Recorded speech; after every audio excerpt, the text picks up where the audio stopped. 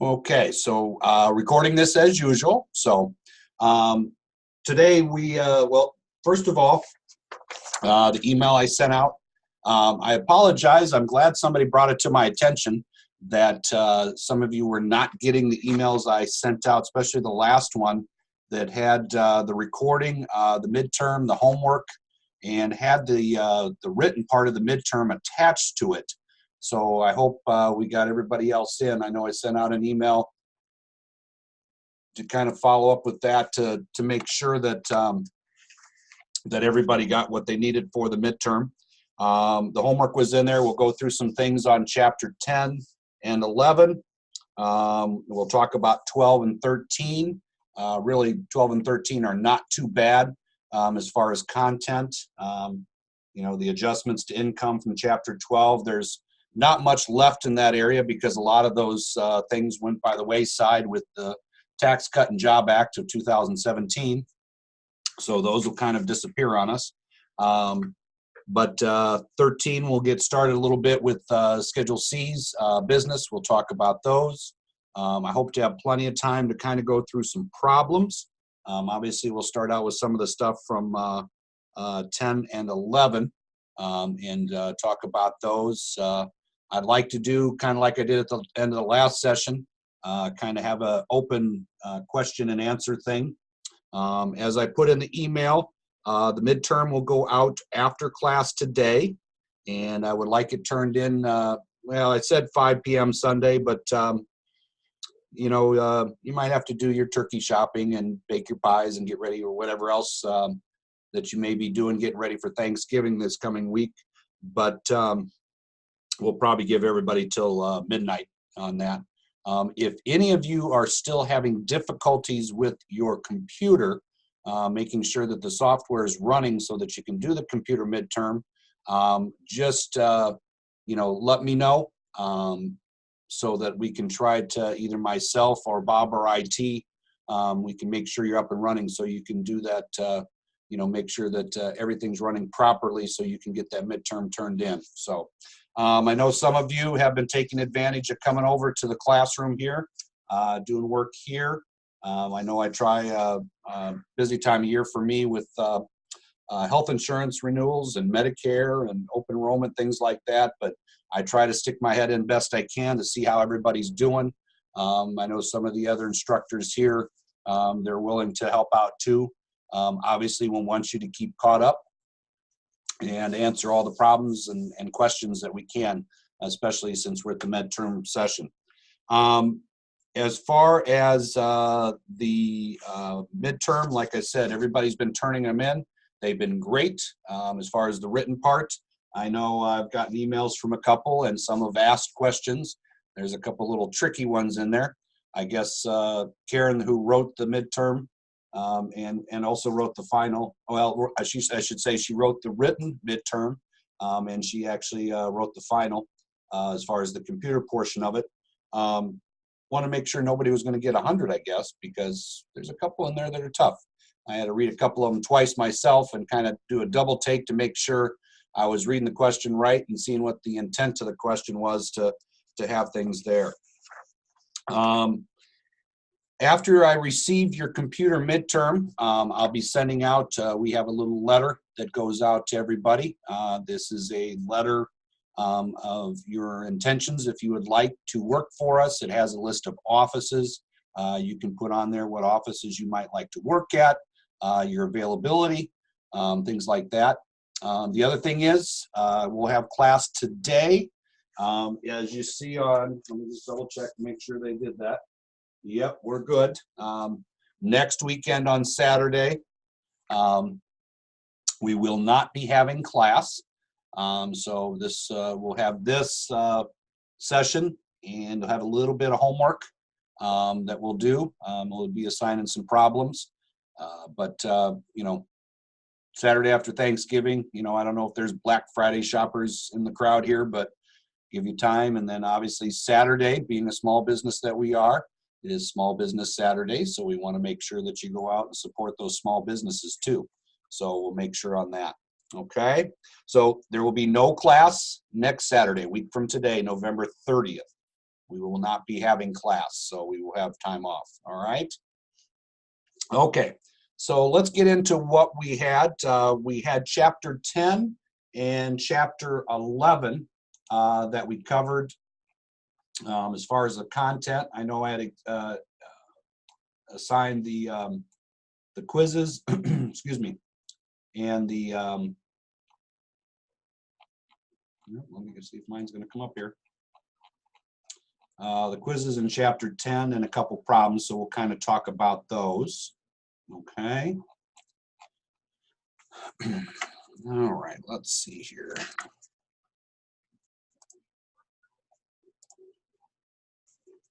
Okay, chapter 10. We had itemized deductions that we talked about, so we'll go through the quiz there, try to give a little more insight as things come up. So we can go to the quiz there. You know, as we talked about, itemized deductions have become tough. You know, it's a difficult thing because of the higher standard deduction and you know, whatnot with that. So, you know, we have to make sure on that. Okay. All right. So we'll go through the quiz here on chapter 10. If my computer can cooperate on things.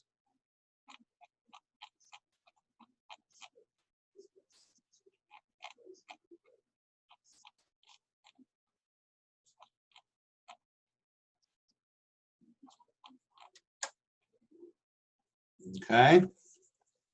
All right, so chapter 10 quiz. What is the percentage used to determine the amount of medical expenses allowed and what is it based on? Okay, 7.5%, and that is 7.5% of the AGI is your threshold.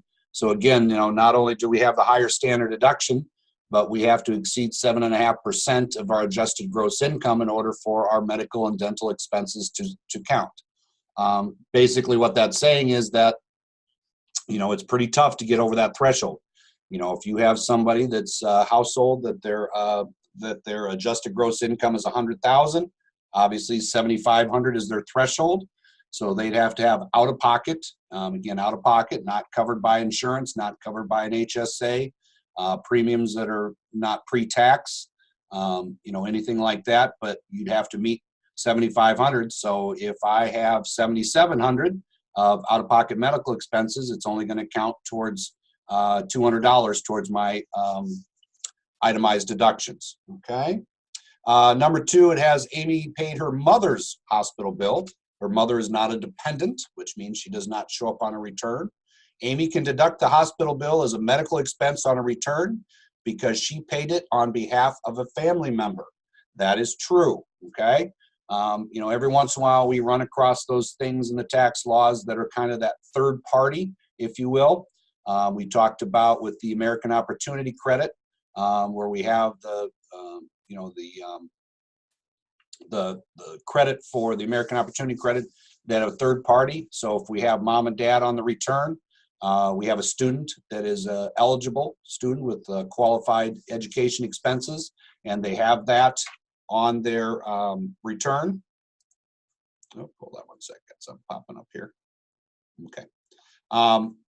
You know, that grandpa and grandma could come in, pay the tuition for the child, and even though grandpa and grandma are not on the return, if they pay that tuition, it counts towards the American Opportunity Credit, kind of as a third party. So this is another instance where somebody that may not be directly on the return, it can count towards the itemized deductions with the medical. Okay. Of the following medical expenses paid by George during 2018, how much can he deduct? Okay. So he paid 1,000 of his wife's hospitalization in 17, but he cash basis paid in 18. They were married in 17. Okay, so that one's good. 1,000 for his wife's daughter's braces.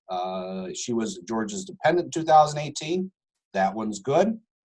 $2,000 for George's son's 2017 medical treatment. Again, cash basis, paid in 2018. He was George dependent in 17, but does not qualify in 18. Kind of goes back up to the previous question. He paid it for a relative. So the answer on that one is D, all the above. Okay. Okay. We had which of the following is a medical deduction? B is not. We cannot do maternity clothing. Health club dues advised by a doctor but no medical reason, that we cannot deduct that.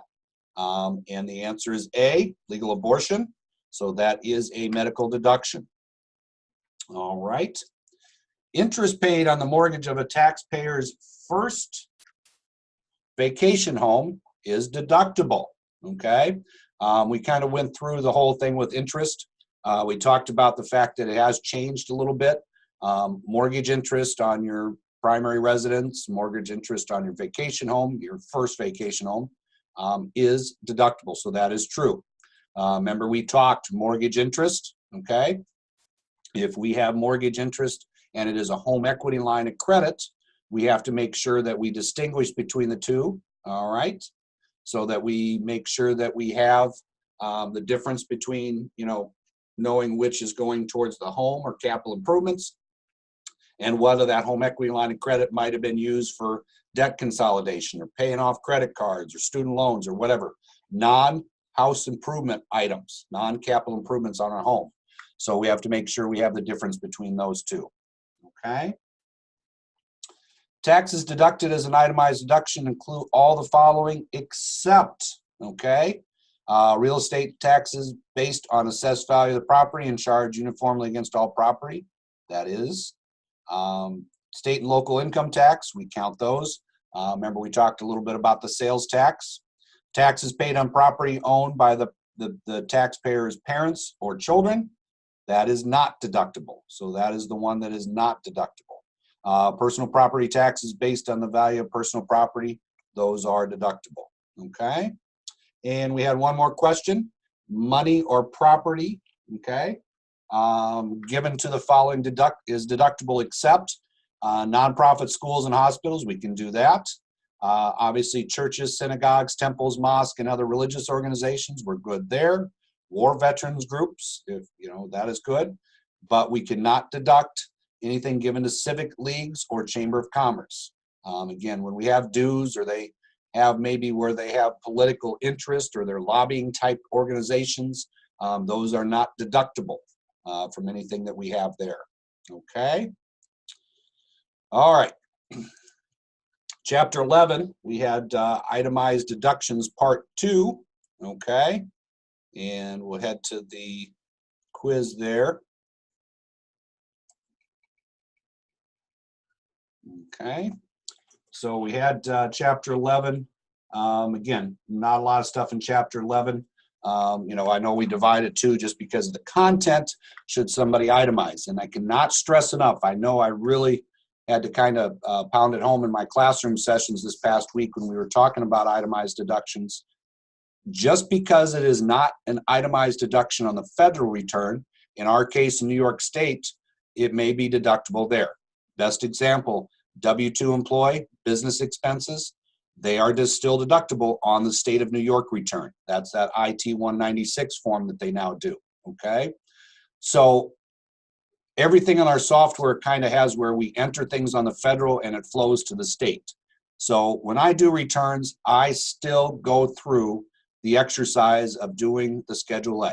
I know looking at it and saying, just giving it the eyeball test, it says, hey, there's not a chance that we're going to be able to itemize, but I need to make sure I have things there that will flow correctly to where it needs to go on the New York and still do the exercise. I still want the client to see, hey, we made the effort. I can explain to them where they're short on their itemized deductions, where they might be able to enhance things, or if they want to add to their charitable contributions, if they're close or whatever it may be. But again, it helps me go through the exercise to make sure I don't miss anything also on the IT-196, because things will flow over there on the software. So still make sure that you're doing that, okay? Itemized deductions, number 1, are reported on the Schedule A, okay?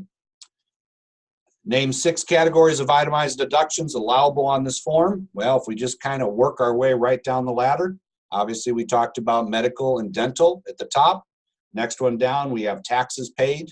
We talked about SALT, state and local tax. Property taxes are on there too. Interest paid, anything that we paid on interest. But again, we have to be careful with those home equity line of credit. And interest paid is strictly, mortgage interest and things that deal with the home. We can't take anything on a credit card or a car loan or anything like that. Okay. We talked about gifts to charity. We had cash and property that we had the gifts to charity there. Casualty and theft losses, again, very tough one, just because, basically anything that falls in that category has to be related that the incident is now considered a federal disaster area. So that one's become very tough also. And then we had other itemized deductions. Several things fall in there, tough to qualify, but the big one that we typically see is those gambling losses. So if we have somebody with big gambling winnings, they're probably going to say, hey, I had losses at least equal to that. And, remember, we can only take losses up to and equal to our winnings that we report on the tax return. So that's where we would put those on there. Okay. All right. Name 2 categories that are limited by either percentage of a taxpayer's AGI or by a dollar amount. Okay. Again, on this one, we talk about the fact that we have medical and dental expenses that are limited to 7.5% of your adjusted gross income. The other one we talked about was SALT, state and local taxes. No matter what we do and how much we have on that, that part of the Schedule A is now limited to $10,000. So if somebody comes back with the taxes withheld from their paycheck and their property taxes, and it adds up to $12,000, they only get to take 10. They lose out on those $2,000. Again, I talked about the fact that that's where people from, New York and Massachusetts and California and Illinois, places that have very high property taxes, that feels like, where they're kind of, if you will, discriminated against. So we have to kind of be aware of those. Okay. State the 2018 mileage rates for deductions. Okay. We have medical miles, moving miles. Again, we're going to talk about those today with adjustments to income. But medical miles, we have 18 cents. Volunteer miles are 14 cents. And business miles are 54.5. Business miles will be going to 58 cents for 2019. So the filing tax year 2019, we will be at 58%. Okay. We had a couple forms that we had to name. Again, the 4684 is for our casualties and theft. We have that as far as, what I talked about, federal disaster areas. Remember, when I did the little worksheet that is inside the Schedule A, when we talk about medical and charitable, we had that little worksheet. The one header there talks about the fact that if you make contributions over $500, you got to use that 8283 form to basically give a little more detail on it. Basically where you gave it, the address. If it's the case of a vehicle, you got to put the VIN number in. Give a little more detail as far as how you determine the value. What you think you had into those items. So that's that 8283. Okay. Number 6 says, which of the following expenses are deductible on Schedule A? Okay. Now, this one was kind of tricky. I know I had a few in the class that talked about this one, and then they kind of realized that things had changed. Uniforms for UPS delivery driver. Okay. Again, we're talking about Schedule A federal. It is not deductible, but it may be deductible on the state for job expenses, okay? So if they are not reimbursed, they have to buy their uniforms to wear specific uniforms for work. In this case, a UPS driver, he's got his brown. We got to make sure that we can still take a look at it on the state. Business license for self-employed plumber who files a Schedule C. That license, we're going to talk about today a little bit, but that license would go on an expense on the Schedule C, not on the Schedule A. Appraisal fees on the sale of personal residence. Again, with what they do with the exclusion, $250,000 for a single person, $500,000 for a married filing joint, the fact that you're able to exclude that capital gain, there's really nothing that we can do on the Schedule A as far as expenses, realty cost, anything like that. So the answer is D, gambling losses. So if we have gambling losses, those are the things that we can add there to the the Schedule A. Okay. All right. As far as 10 and 11, let me get my workbook up here.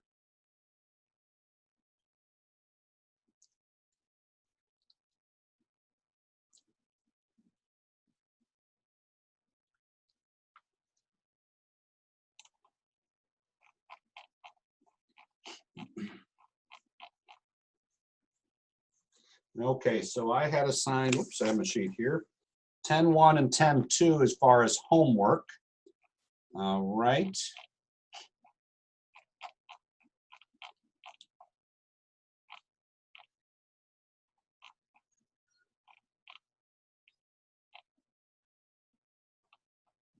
Okay, so 10-1, whoops, let me get tax-wise open here.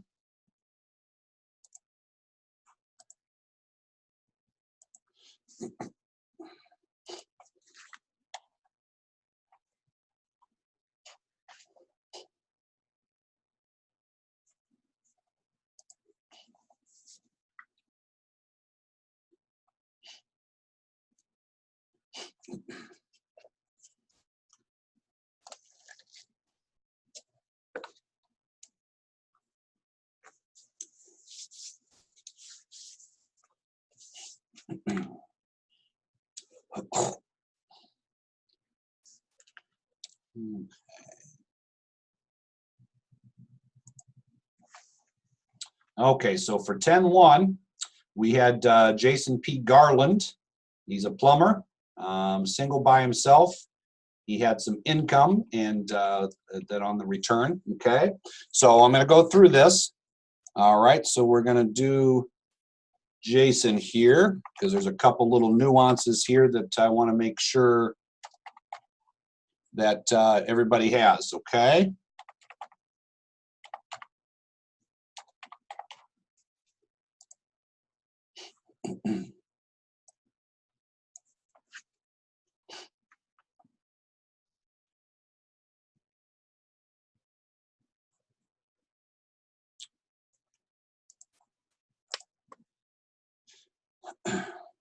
Okay, so we had Jason and middle initial P, so Garland, okay?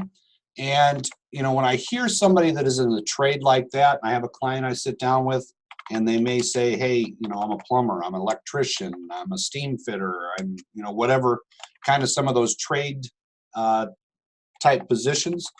First thing I'm going to think about is really their job expenses. And as I talked about, you know, most of the time as we were, you know, doing 17, getting people ready, you know, for 18 when we were in the 18 tax year, is that, you know, I had to explain to them, hey, next year, whoops, getting ahead of myself, sorry.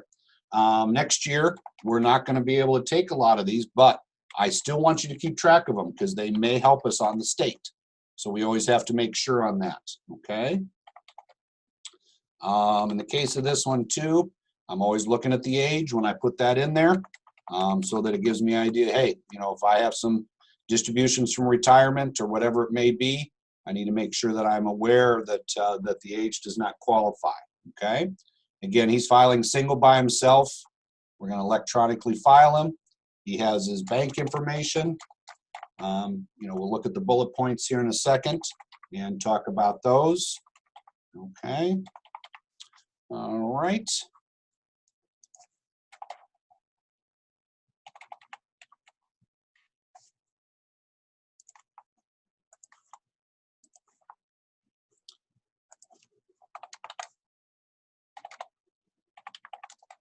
Okay.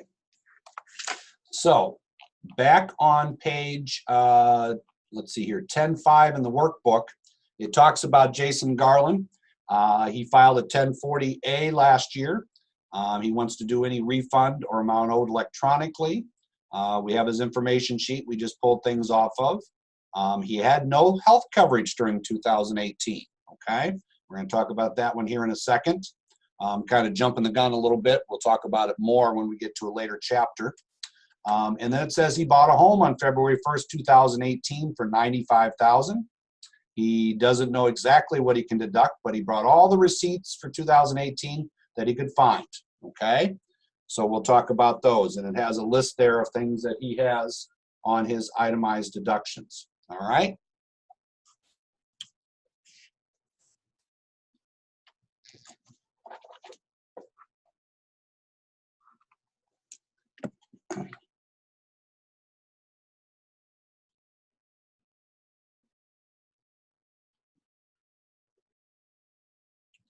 Okay.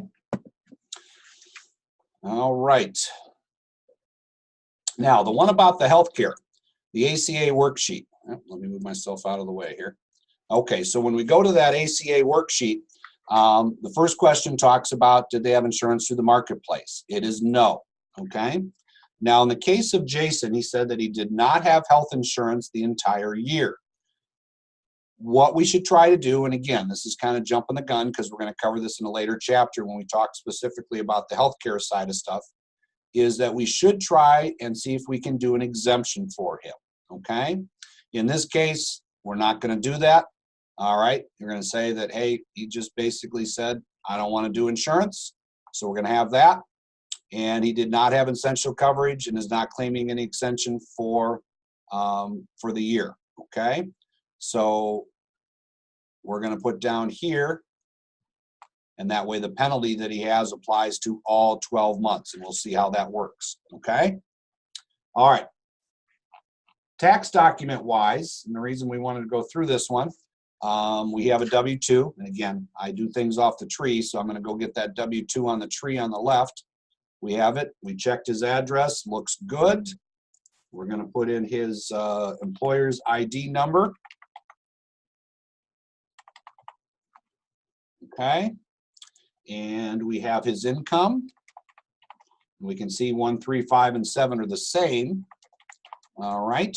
So we have that. Remember, I want you to put in New York State Disability Insurance because that way it carries over to our Schedule A. And then we have this one for United Way. All right. Because it is in box 14, and I know one of the bullet points talks about this, but because it is in box 14, it is not something that carries over to where it needs to go on the remainder of the tax return.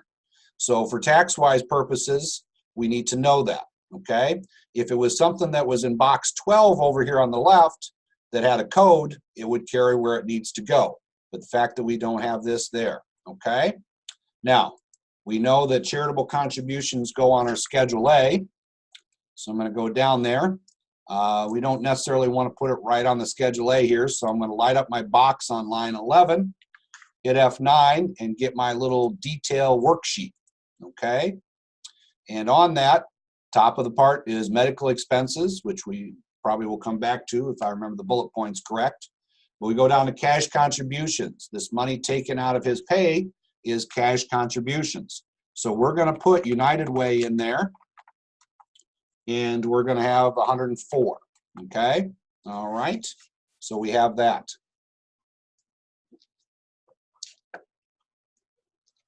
All right, so we have the United Way for $104, all right? Like I said, you know, it does not carry over there. Very common with employers. I mean, that 104, $2 a week or whatever, you know, whatever their pay periods are. Sometimes you'll see it. Wegmans does it for all their employees. Several of the bigger employers, you know, that's their way to have their business through their employees contribute to charities like that. So we have that on there. Okay. Back to the W-2. We have things there. No retirement that we had anything, but we did have some state withholding. Again, I always talk about out of sight, out of mind, making sure that we see that down there. Okay. All right. The other tax document we have for Jason is his home mortgage. He has a 1098 for his home mortgage. All right, so on the bottom of 10.7 in your workbook, you can see that there's a mortgage statement, a 1098. We have items in box 1, 3, 5, 6, and 10. So we have a lot going on, okay? So 1098's mortgage interest and property tax and the such. Those are on our Schedule A. Okay, all right. First thing we have in box 1 is mortgage interest received. So if we go down to our interest section, we can see here home mortgage interest and points from the Form 1098. So in this case, we got to look at box 1 and box 6. All right. So if I light up the box there, what I can do is hit F5 to bring up my little calculator. I'll put in the 4378.65, and I'm going to add 1900 to it because I did have points on this one. And once I do that, I put that in there. That's where that amount will go in. One thing I just want to point your attention to, and this is something that helps you when you get those home equity line of credit, that mortgage origination date, that date that's in there. If this were a home equity line of credit, I could say to Jason, hey, I see you started this on February 1st, 2018. Since that date, what have you used this home equity line of credit for? And he can tell me, well, half of it went to windows, half of it I consolidated my credit card debt. Well, then I can say, well, half of the interest on that home equity line of credit I can use because it was for the improvement of the home through the windows. So that date is very helpful.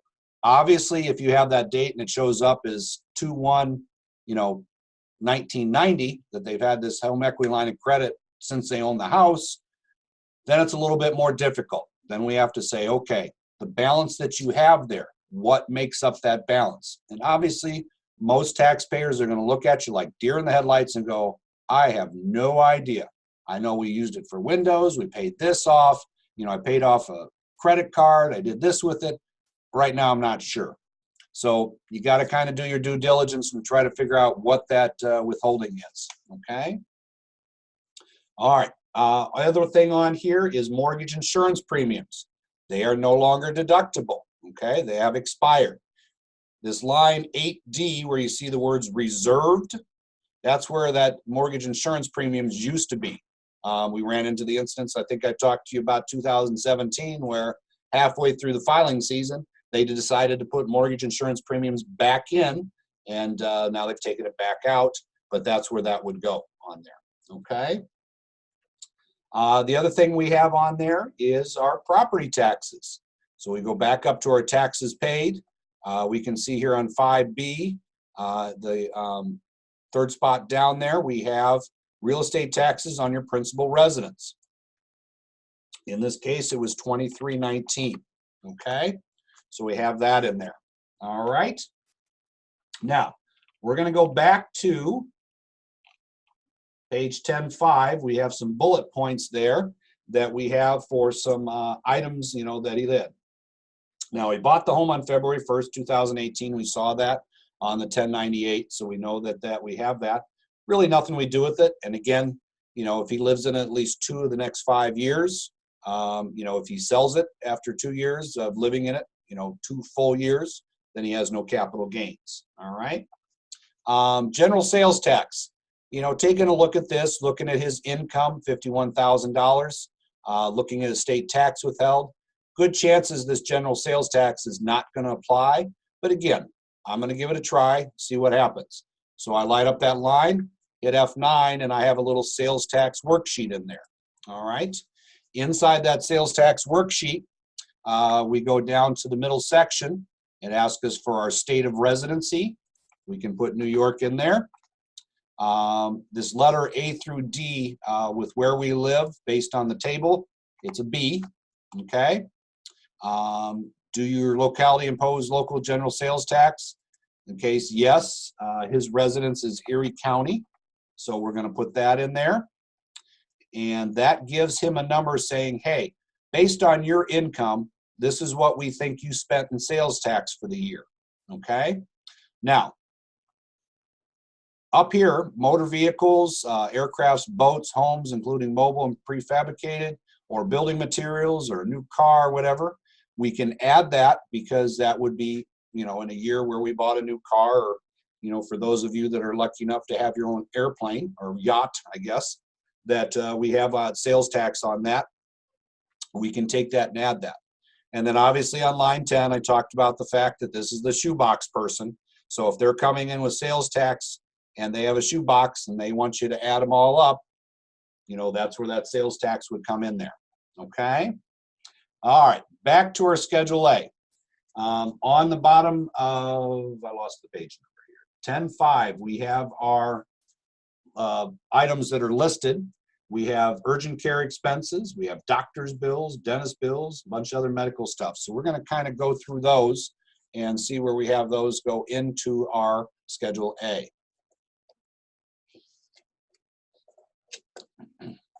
All right, so if we remember, the medical is kind of on that detail sheet. So I went over to my tree on the left underneath my Schedule A and I found my little detail sheet. I had some urgent care expenses.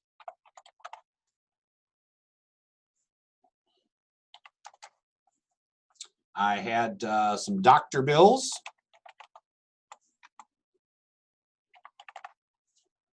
I had some dentist. Okay. We had some prescriptions.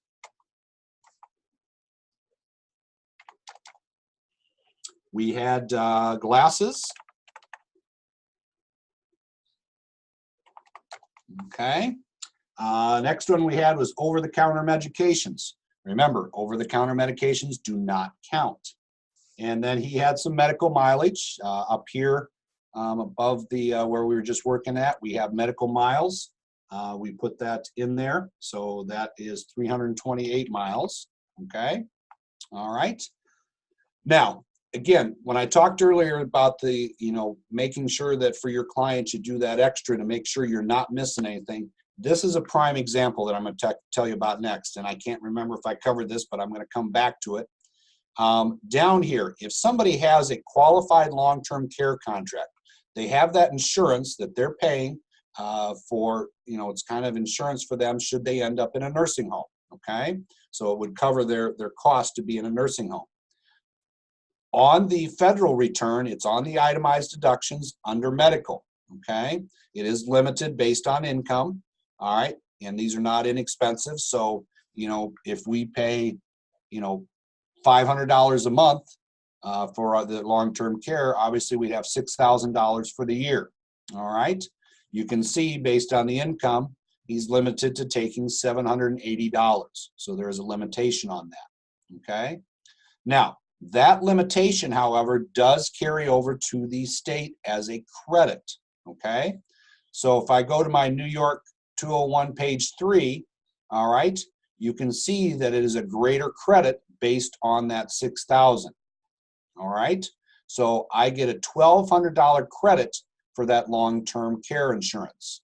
Again, it's one of those things that's treated a little bit different on New York than it is on the federal. So make sure that if you have that, still throw it in there on the federal as you're reviewing their itemized or making sure on there. You can see if you're just not going to itemize that you can go on to the IT 201 ATT and put that in there, okay? So if I have it on there, you can see that we have on line 22, it comes into play, okay? All right.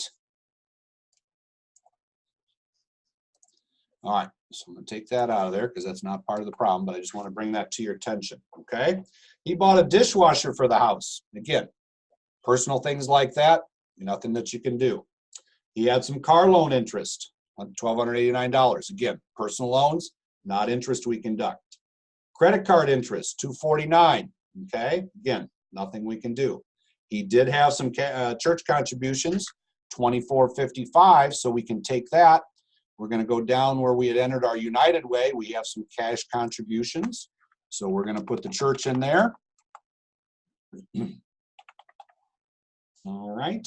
So we have that. Next line talked about the United Way. Little clue there. We already covered it when we did the W-2 where we took that from box 14 and took that off there. Miscellaneous charitable contributions. Okay. Sometimes, just adding those things up, I'm at the grocery store. They asked me to round up my receipt for whatever charity, or I put some money here or I gave some money there. But, making sure, and the way I put it in, I just do miscellaneous receipted, okay? I like to put on there that I have it receipted, that they have records of it, okay? So we have the $490 for that. All right. He is a Boy Scout leader, 210 miles. Again, I brought up the fact that if he is a volunteer, then he has no obligation to be there as other than his volunteering as a leader. so he can take those miles. Now, if he's the case that he had a son that was in the Boy Scouts, then that would be different, because he would still have an expectation of being there because he has a dependent on the return that is part of the organization. But in this case, he is just volunteering. So up here, we can put in the 210 miles there at the top with the mileage he has. The other thing is he gave some clothing to the AMVETs. So we've been working in the cash contributions. We're going to come down to our other than cash, and down there we had some stuff to AMVETs. All right, and we have 275 miles, or excuse me, $275, okay? So we have that. Okay, so we have everything there. All right, so that gets everything in on this one for our friend, who is Jason Garland, okay? All right, so we have that on there, okay?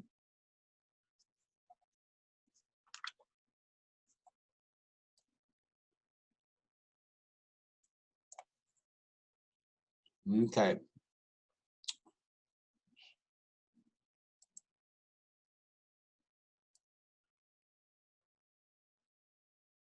All right, so as you can see on this one, we have a balance due on the federal of 153, okay? And he has a state refund. Now, since he owes money on the federal, he wanted to do everything electronically. So we can do that for him, okay? All right. So on the 1040 page 2, it says electronic filing. Do you want your balance withdrawn? Well, we're going to say yes. All right. And that gives us this form that we complete that says we're going to take the money out of his bank account. All right. So he has a balance due. All right. How much does he want to pay? He wants to pay the whole bill. All right. We're going to put in his account number that was on the main info sheet that he had there. Okay. And that is a checking account for him. And we have his account number. All right, he likes to pay last minute, so he's going to have it come out on the 15th. All right.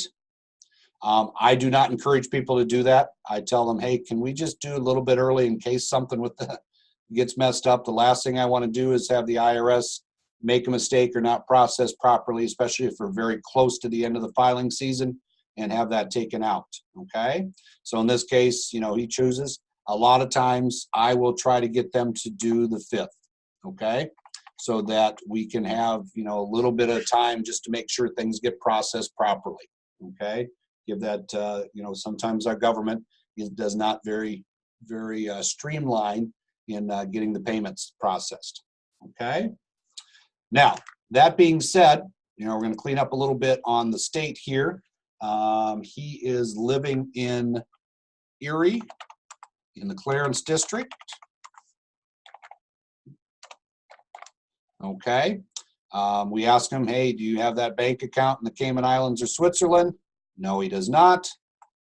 He has not taken any deferred comp. All right. And then as far as the state, he'd like it handled electronically also. So we see that he had a state refund of 144. So in this case, when I get down here to do this, all right, I don't want to check the box because I don't have a federal refund. I'm going to say that I want it deposited into a different account. Now that sounds odd because we've been putting the same bank account on the federal, but in this case, we have to put it there so that we can enter that we want a direct deposit done for his, oops, just a zero, for his state refund, okay? So we have that on there.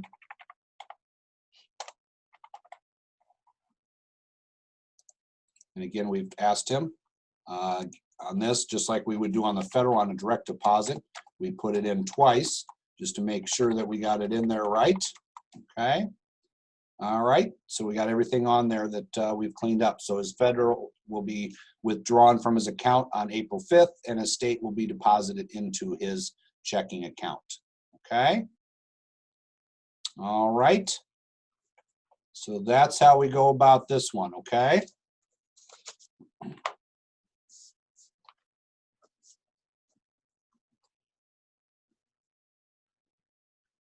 All right.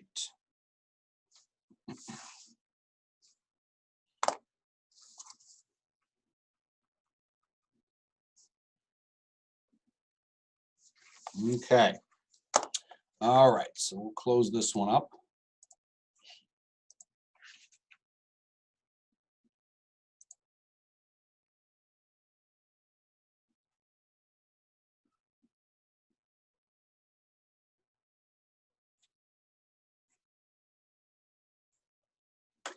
All right. A second to get my chat going here. All right. Was there an error on the W-2? Well, let's see.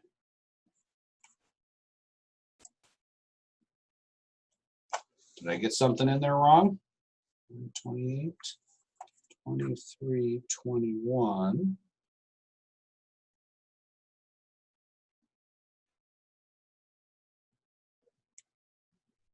An error on the W-2.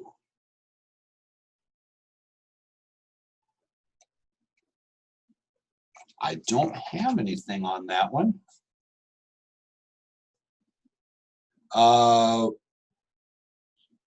June, what did you see that you thought was an error on the W-2?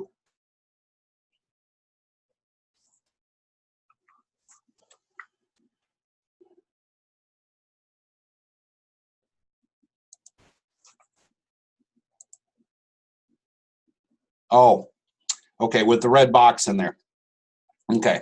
What we have on that is that this is a default we put in because of the way, the odd way, I guess I should say, that 414H, we're going to go through a problem today with adjustments to income where it has a 414H on it. That error there is just a default because it's waiting for information. If I go in there and click in that box and hit F3, it'll get rid of that error on there for me, okay? I just leave it in there because, like I said, it is a default that we put in there because of the odd way that a lot of the teachers' pensions through these 414H, the retirement accounts, the way they're handled, okay? All right. So we're going to close that guy down, all right? The other one I had assigned was 10-2. We had the storms, okay? Let me see if I can find that one for you. I think I've done that one, but I just want to show you something, how something's handled on that one.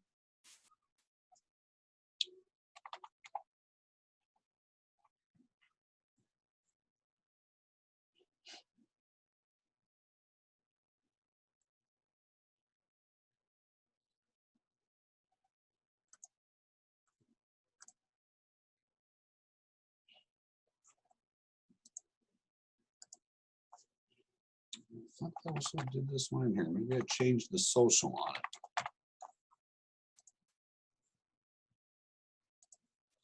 Well, let's see here.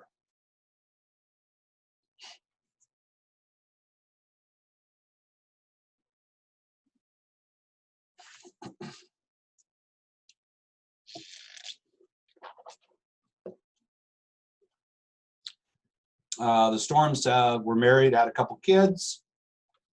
We had some W-2 income for them, some mortgage interest, some charitable contributions. But I just want to kind of talk about one thing from one of the bullet points here. I'll see if I can find the return. I know I did it for the classroom, so I just want to make sure on that one.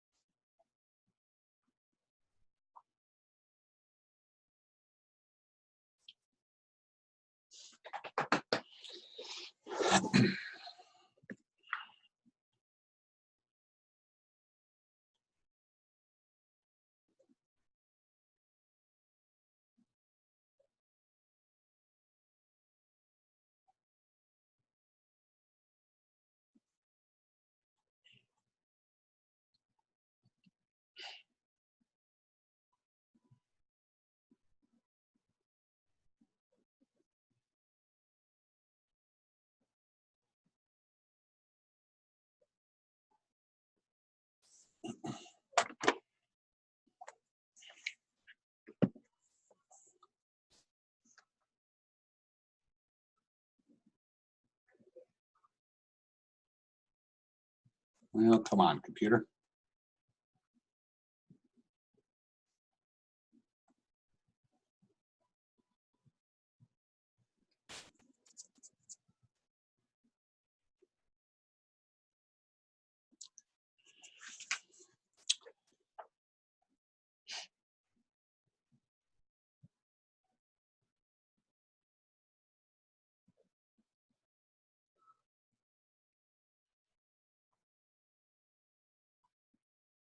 Okay, so we're not having that. So we're just going to use Jason here. So we'll go back to Jason. I just want to show you something. So if you look at the storms on the top of page 10.8, it talks about Thomas and Rebecca filed at 10:40 last year, and they would like to file a joint return for 2018. They itemized last year, but they owed New York State an additional $520. Okay, so in this case, we're going to say that Jason last year owed the state. All right. What I want you to take a look at is if we take a look at our Schedule A here, income tax on 5A, you see that it says $23.52, okay? If somebody had to pay on the state last year and it was paid for the 17 return in 2018, as it says the storms did, I go to this line, I hit F9, and if you see on there, I mean, I have, it shows my link to the W-2 because that's in there. But it also shows this form, federal/state tax paid. Most of the time, we're going to use this form for estimated that we're going to cover in a later chapter. But this is something where we do put this on there too because we want to add it to our itemized. So in this case, we're going to hit OK to open this up. And like I said, this form typically talks about estimated payments. You can see up at the top says federal estimated payments, says state estimated payments, okay? But under the state here, there's a little line that says New York, state and or local balance due from previous years. So if we've had back taxes and we filed 3 years and we paid them all in 18, we can say years, but it was paid in 2018. Remember, we're always talking about a cash basis. When did the dollars change hands? So in this case, we paid it in 2018. We have $520 that the storms paid in 2018. And again, I'm just kind of putting this on the Garland's one here, okay? So if I put that in there and I go back over to my Schedule A, you can see that this number right here is now $28.72, all right? So that $520 was added in to state income tax paid. So again, if you had a balance due from the previous year, it may help you on your state taxes, all right? And that's on that little F/S. I lit it up on the tree on the left, kind of hides under miscellaneous forms.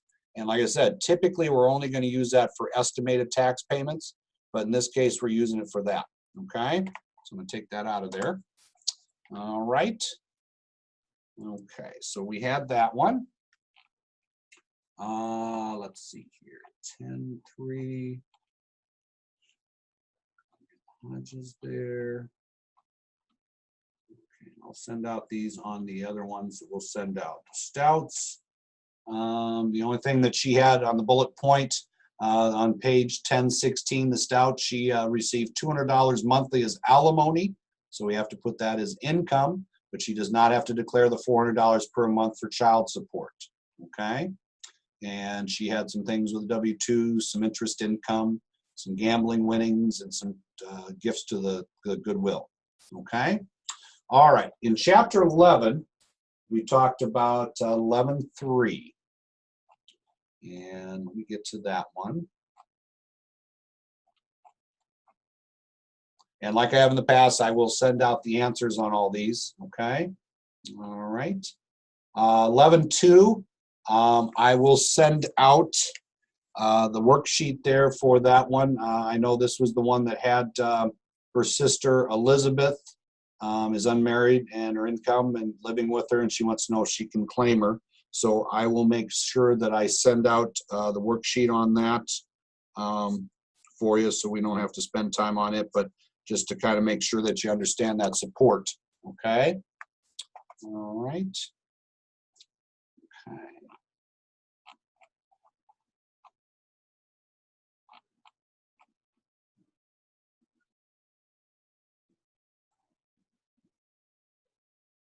Okay, so we had 11.3 here. Let me see, I think I did this one too in here, but we'll see if it's still in there.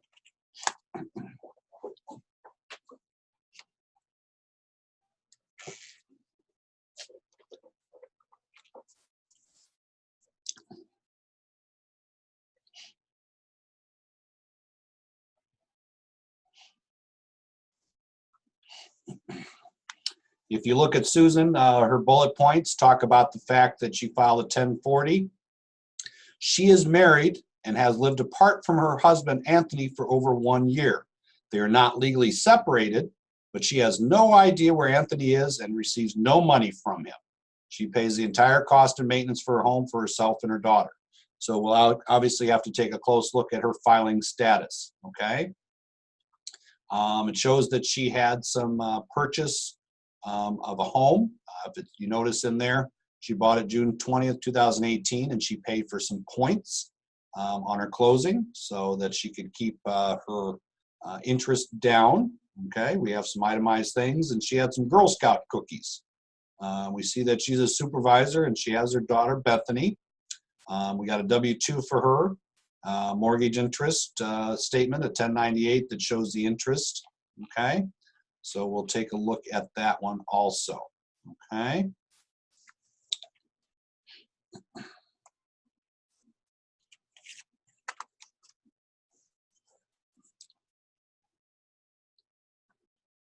I know that I'm going to be in the Dropbox. I had a request from my classroom session.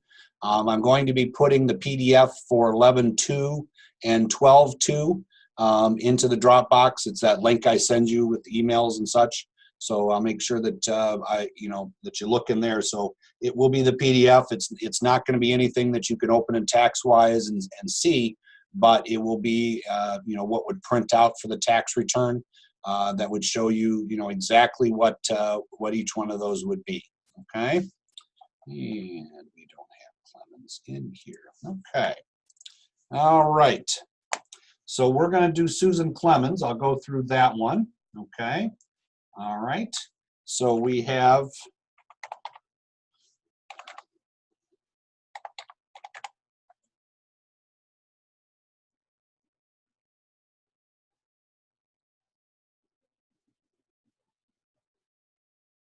Computer doesn't want to work very hard today.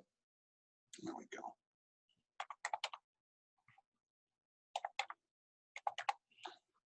Okay.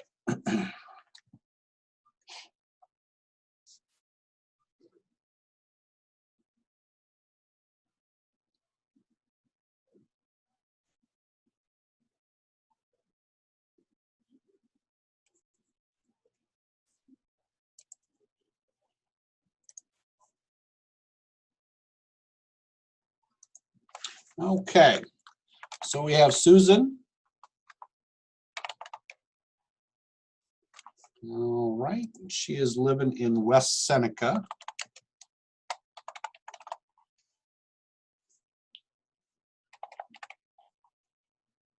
Okay.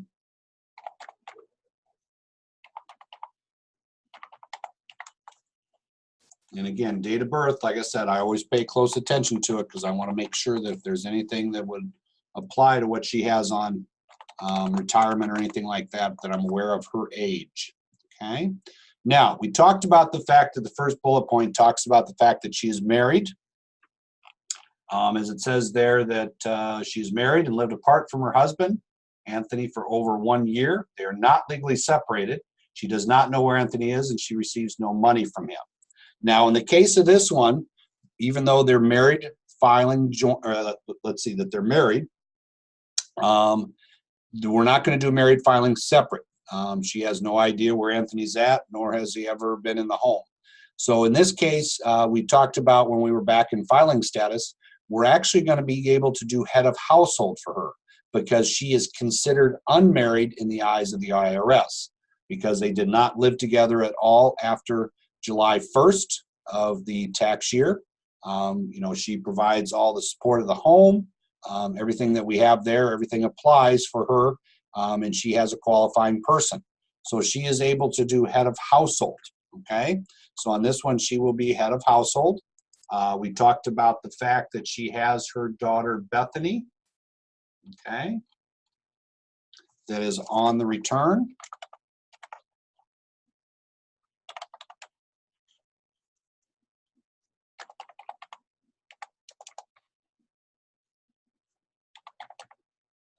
So again, she, in this case, now by right, if Anthony was in the picture and we could still do this, but Anthony, if we know where he's at, since she's doing head of household, he would have to file as single, okay? So that's where we have it on there that,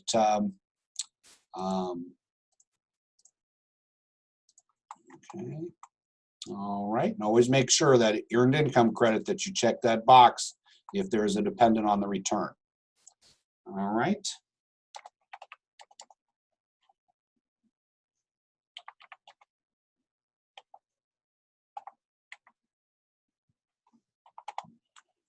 Okay.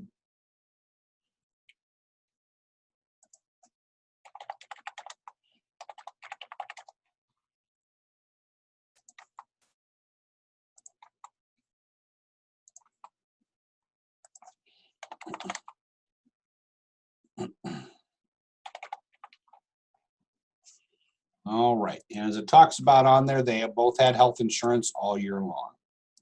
Okay. All right, and we had a W-2. She is a supervisor working at the office supplies, is her employer.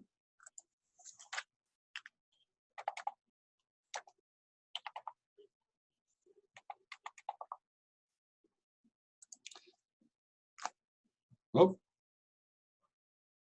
9981615. Whoop, that one must have been used twice. She's not at Pizza on the Corner. She is at Office Supplies Incorporated. We must have a double up somewhere on the.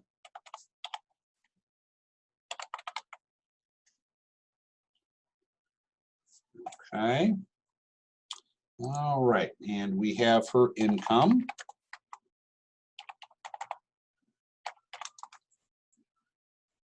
Okay, we have some New York State disability. Again, I put it in that way so that will carry over to be part of my Schedule A. All right, and in this case, we had something in box 12 for her, ED code for 9,800.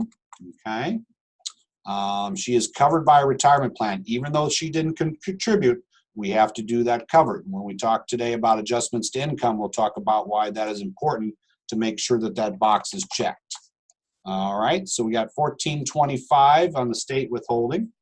All right, if we go down on the bottom of page 1113, it talked about her points that she paid, but she has some 1098 for her house. So we're going to go to our Schedule A, okay? Again, I'm going to do the little exercise in the sales tax worksheet. I always like to double check, you know, making sure that they pay any extra sales tax on a car or a boat or a plane or whatever it may be. But we check on that for us so we can make sure that we have that. All right. In this case, real estate taxes are on the 1098, 2,400. She had mortgage interest and points. So I'm going to go to my box, hit my F5, and add the points in there because, again, we can take the points, not the mortgage interest, but we can take the points. Okay. She had several items listed on things for her itemized. So we are going to go to our Schedule A. And the first thing is she had some medical stuff. So we're going to go up on our A, hit F9. I'm going to get my little worksheet that helps me, you know, break down everything and make sure I get everything on there. Health insurance premiums. She must have paid over and above, so it's not coming out of her pay. So she gets to take that 850 there. She had some prescriptions. All right. She had doctor copays. She had dentist. Apparently, it doesn't say who had it, but either herself or Bethany had braces. Okay.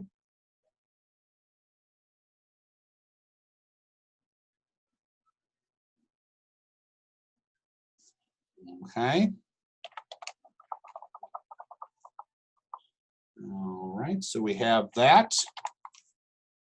We have, she's had some medical miles, 641 medical miles. She had some parking. Okay, we know that that is considered part of our medical that we can put on there. All right, so we have a total there for her. One thing always good to go back and check, say, yeah, you know, she had her income, 7.5%. She exceeded it, so it is helping on her itemized deductions. Okay.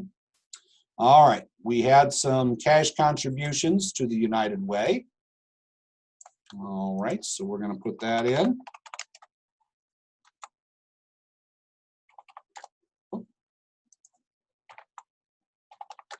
All right. She had some glasses. So we'll go back up to our medical and we can put the glasses in there. All right. United Way I got in there. Church contributions. Oh, there we go. Keyboard's a little slow. I have to change the batteries. She gave to the Heart Association.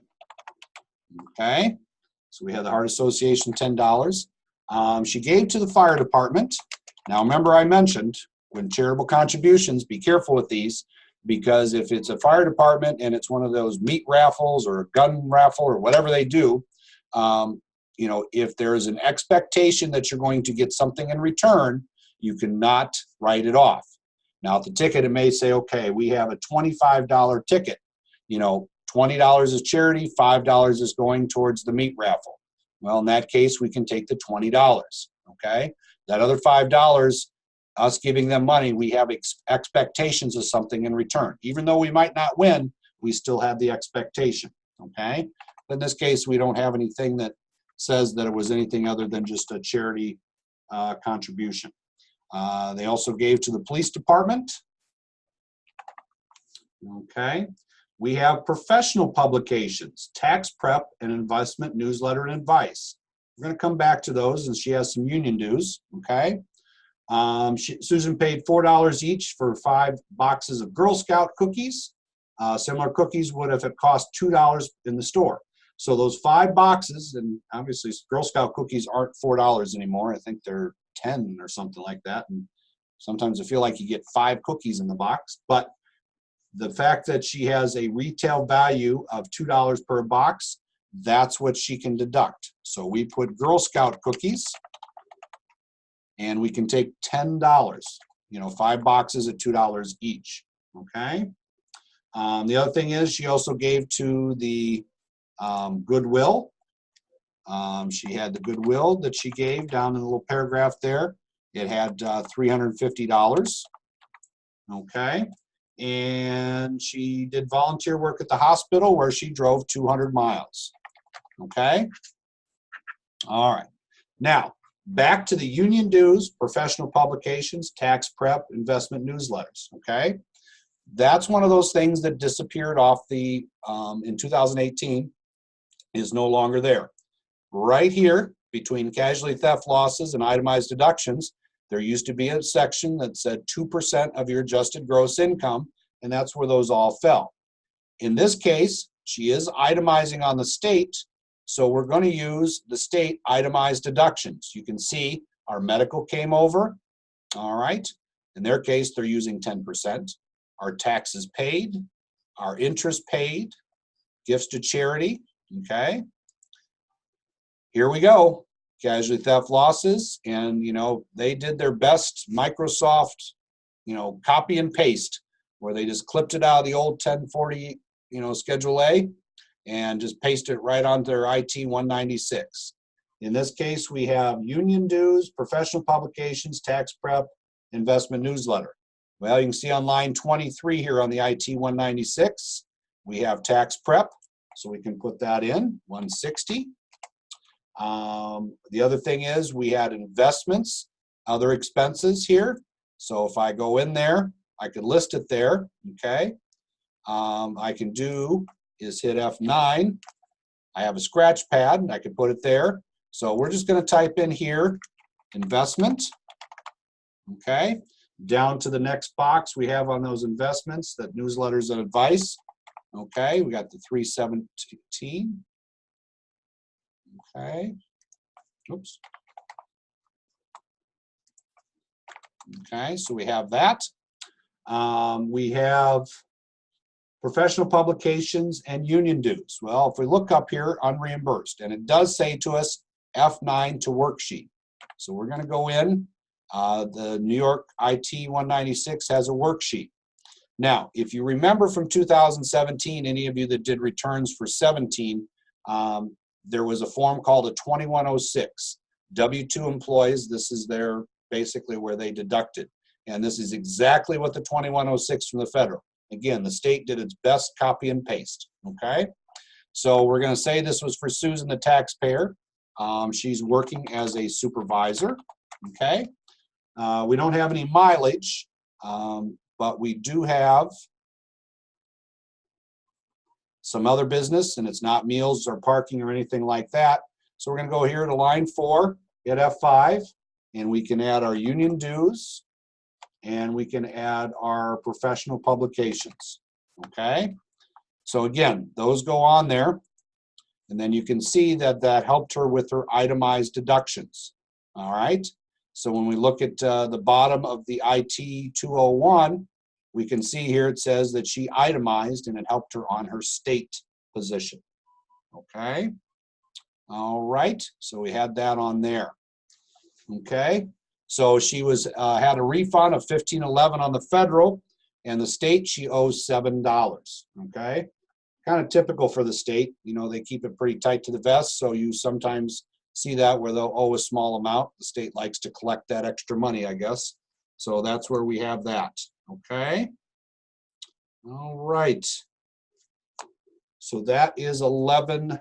Let's see here. That was 11.3 with Susan Clemens. Okay. All right. Just going to point out something on 11.4. That's on page 1114. It's David and Sheila Strong. The first bullet point says David and Sheila filed a 1040 last year. They were able to itemize last year. They received a $397 state refund, which included a $660 state credit. Remember, I said that refundable child Empire state credit that you have, the case of the 2 kids, you can put that against the refund to see if it's taxable. In this case, the credit is greater than the refund, so we don't have to claim anything on the return. So basically, it wipes out any income that we would have to.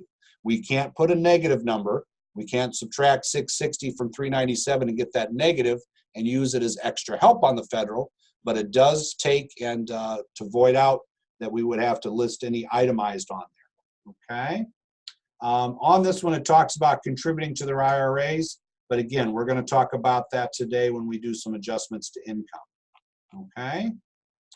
All right. Okay, so that's a couple of problems we went through. Again, please make notes, and if you got questions about some of these things that we've done, we're going to try to do a question answer at the end so that we have that, okay? All right, I have 10:29, all right? So we are going to take a break, about 10 minutes. We're going to go through chapter 12 and 13. Again, they go pretty quick. We'll spend obviously a little more time on 13 with the business, start of the business schedule C. But 12 will go pretty quick. Adjustments to income. A lot of those have changed, are pretty minimal with the new tax law, but still very important. And as I said, we're going to talk a little bit in 12. The big one's going to be talking about contributing to that IRA. Okay. All right. Why can't she include mortgage interest? Did I miss mortgage interest on there? All right. If I missed the mortgage interest, I apologize. Let me go back to it here. If my computer will work.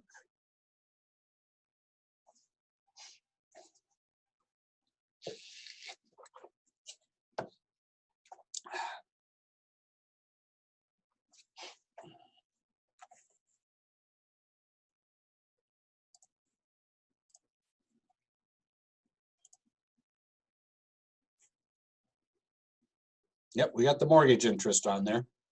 Okay. All right. Okay.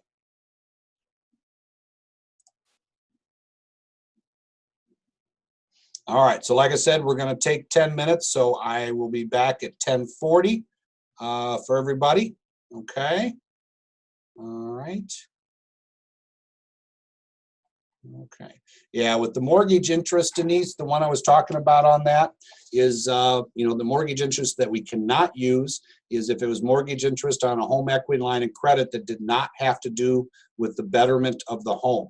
So if she had a home equity line of credit and she had used it to consolidate her credit card debt, we could not put that interest on there, even though that's considered home mortgage interest. That's something that's new to the law. Okay.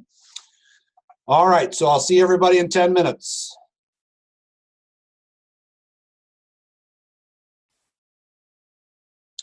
Okay, we're going to head back into it. Like I said, we're going to go through chapter 12 and 13 today. We'll do adjustments to income, and we'll do the first half of the Schedule C.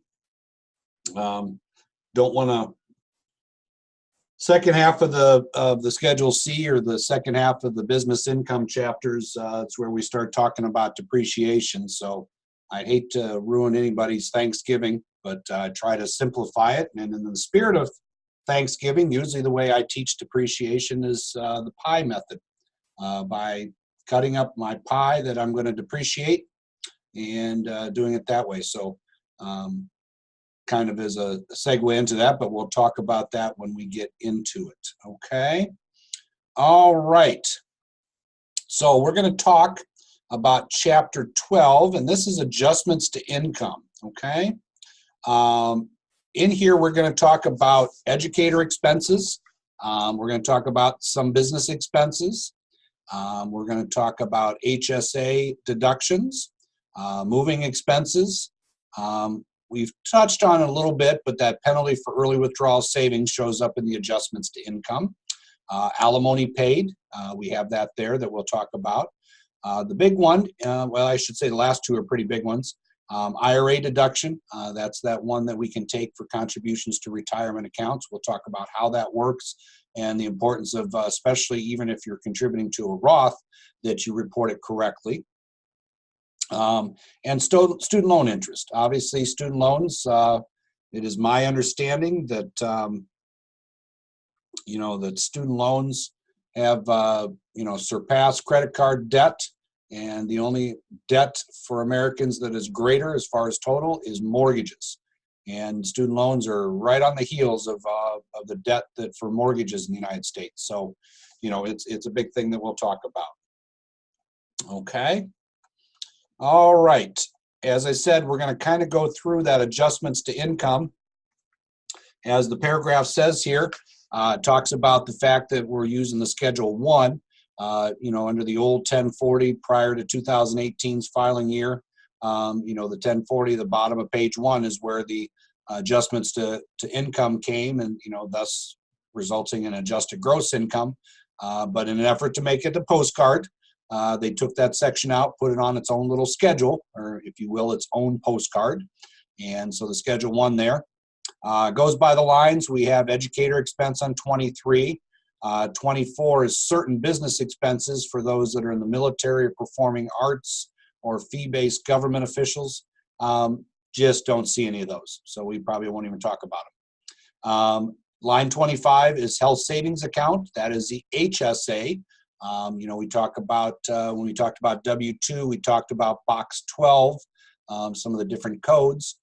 In box 12, if you show a W, that means you have a high deductible insurance plan through work and you're able to contribute to an HSA.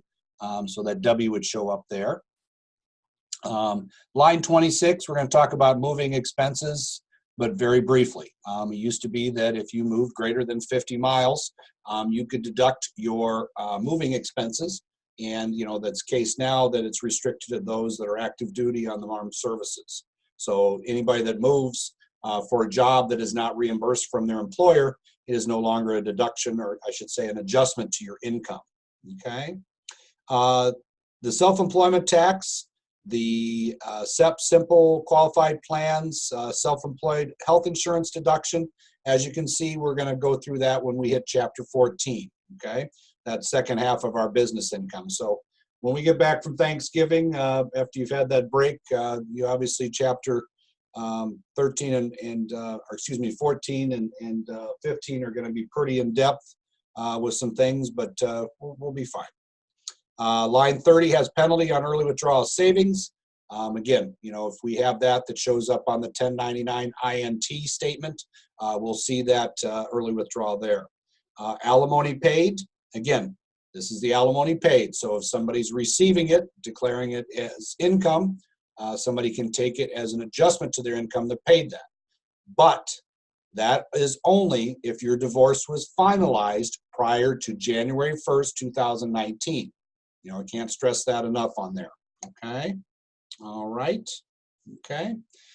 IRA deduction, like I said, that's probably one of the biggest ones we'll talk about because it is one that, you know, we can use as tax professionals to adjust somebody's, you know, balance due or not make them have a balance due or add to their refund based on contributions.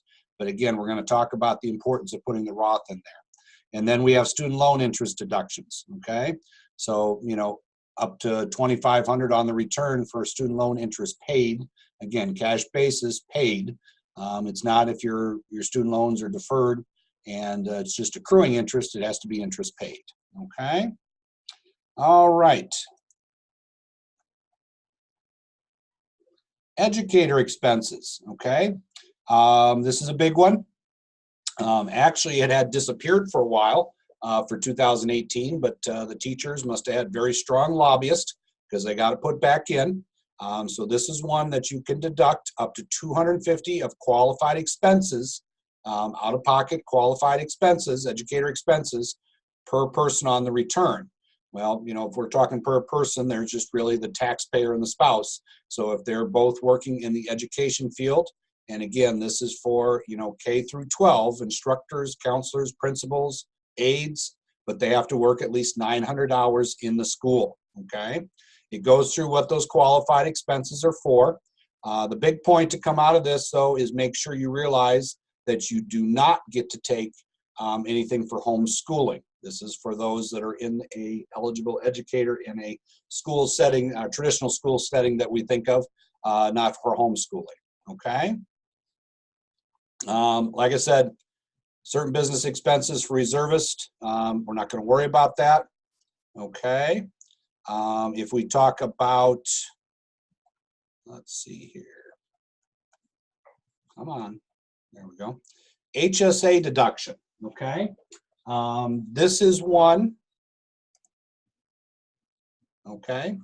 This is one when we talk about HSA deductions, this is the one we got to be very careful on. When we do a couple of the problems, I'll make sure that we, you know, talk about it because if somebody has a contribution, like I mentioned earlier about a code 12 or code W in box 12 on the W-2, you know, that is pre-tax dollars. That is lowering our taxable income, all right? If somebody says, oh yeah, I put $100 a month into my HSA and we haven't noted it that we saw it on the W-2 and we go ahead and put it on the form 8889 for health, but both of them show up, that would be double dipping, okay? Because this is an adjustment to income. This is making income pre-tax. You know, just like our itemized deductions, these adjustments to income are lowering the income that we're going to use when we calculate tax. So we're making them pre-tax dollars, but if it's already been done with the W code on the W-2, then we cannot take it again, all right? To be eligible, you have to be in a high deductible plan, okay? If you're in Medicare, you can't do HSAs. At 65, just don't do it, okay? I'm working with several people right now that we're making decisions, you know, even if you have employer high deductible insurance, if you have Part A, which doesn't cost you anything, and just the base Medicare, and you're contributing to an HSA beyond 65, that is excess contributions. You will be taxed 6% on those contributions, and you also have to get the money out of there and correct which is going to make it taxable income. So it's kind of a double whammy, if you will, for those that are contributing to HSAs beyond the age of 65, okay? You can't be claimed as a dependent on another person's tax returns, and if you have any other disqualifying coverage, FSAs, things like that, you can't take it either. FSAs, remember the difference between HSAs and FSAs are the fact that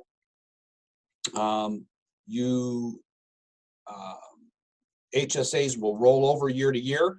FSAs are kind of a use it or lose it proposition. They expire at the end of the year, okay? High deductible health plan, you see it on there. Minimum annual deductible is $1,350 self, $2,700 for the family. It has a maximum out of pocket. So in order to qualify for an HSA, you have to have those characteristics, okay? The big thing with HSAs is the fact that, it allows you on a high deductible plan to set aside tax-free dollars to pay for your medical, your dental, your vision, anything that relates to those that would be qualified medical expenses, okay? All right. Okay.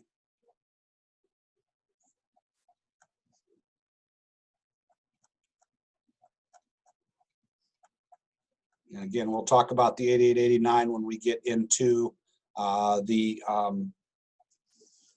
problems that we're going to work on, okay? Moving expenses, as I touched on, it's on line 26 on our Schedule 1. But now, who can deduct moving expenses? Active forces members on active duty, I should say armed forces, it should say, members on active duty who move because of a permanent change of station can deduct unreimbursed moving expenses, okay? And again, that's it. Those members of the armed forces that are on active duty that have been changed to one station to another, chances are, I would guess the military is probably paying for it anyway, okay? So, but any of those moving expenses, and it talks about the deductible moving expenses and things like that, but, it's going to be pretty limited to see any of those moving expenses, okay? Self-employment tax, SEP, Simples, qualified health plans for self-employed people, health insurance deduction. Again, we're going to cover that when we get into the Schedule C Part 2 in Chapter 14. All right. Penalty on early withdrawal savings. Remember that when we do have that penalty on early withdrawal savings on the 1099 INT, that box 2, we will see that there. Remember that when we do these 1099 INTs, we're doing it on our worksheet, not directly on the Schedule B, but we're doing it on that worksheet. And as we'll see, there's a column for that so that it will carry over to our adjustment for income, okay? Alimony paid, all right? So again, alimony paid goes on line 31A, 31B. Basically what those are is, if you pay alimony to somebody, you can have it as an adjustment to income. You can lower your taxable income. So obviously, for some people, if that divorce has been finalized after December 31st, 2018, they've kind of lost a big deduction. And I have clients that, are paying tens of thousands of dollars in alimony that, still get to take it. Their concern was that they were going to lose that, but they're still going to take it, okay? We need to make sure that when we do alimony paid, that we have the spouse's Social Security number. Obviously, the IRS is looking for both sides of the equation. They're looking for the side that says, hey, you know what? You get to deduct it. Somebody's got to declare it as income and pay tax on it. So we're always making sure that we have that, okay? Some of this is just kind of stuff that we had, earlier when we talked about alimony as income, okay? IRA deduction, all right? This is a big one, okay? All right, so the IRA deduction, obviously we talked about in Chapter 9 about the whole retirement plan thing, where we were talking about pre-tax or tax deductible dollars, as far as our tax on distributions. This is where we're talking about contributions, okay? It talks about contributions to a traditional IRA. They must have taxable compensation during the year. The taxpayer may not make contributions to an IRA if he or she has reached the age of 70 and a half. Contributions to an IRA must be made on or before the due date of the tax return. Okay. Taxpayer can make contributions for themselves and their non-working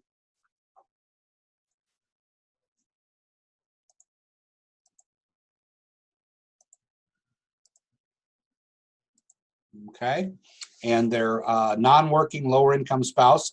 Again, we're going to talk about covered versus uncovered, what we have.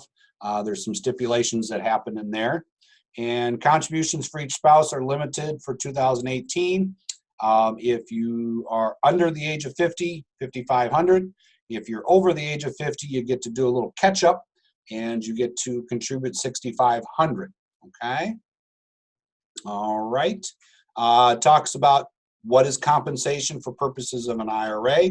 So again, we have to make sure that we understand that they have to do that. Okay. All right. We're not going to really talk about the 8606 here. All right.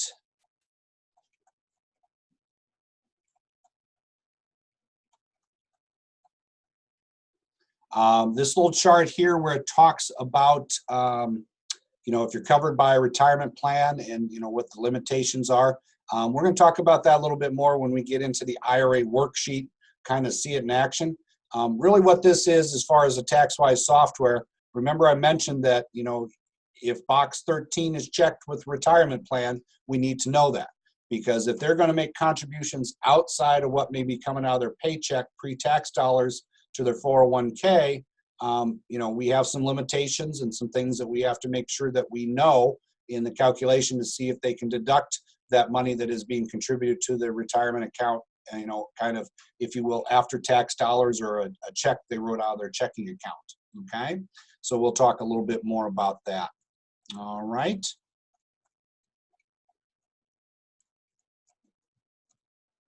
Okay, student loan interest. All right. Where'd my thing go? There we go. Student loan interest. Okay. Generally, you can deduct student loan interest up to $2,500 for the return. Okay. So it's not $2,500 per person, $2,500 per the return. All right. So I just want to make sure, because when we get into the software and the TaxWise, we're going to see that, on the same worksheet page, we're going to have the educator. That's $250 per person, the taxpayer and the spouse. In this case, the $2,500 is per return. So if the taxpayer and the spouse both have interest and they add up to $3,000, they can only take $2,500. Equally, this has a phase out.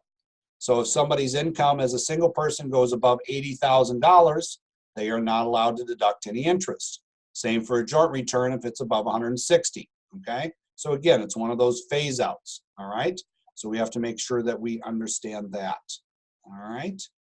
We'll get 1098Es.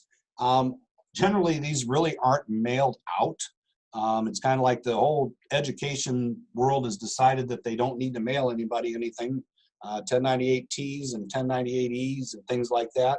Most of these, I guess, for college age people right now and going forward, everything's electronic. There's an app for that, as they would say.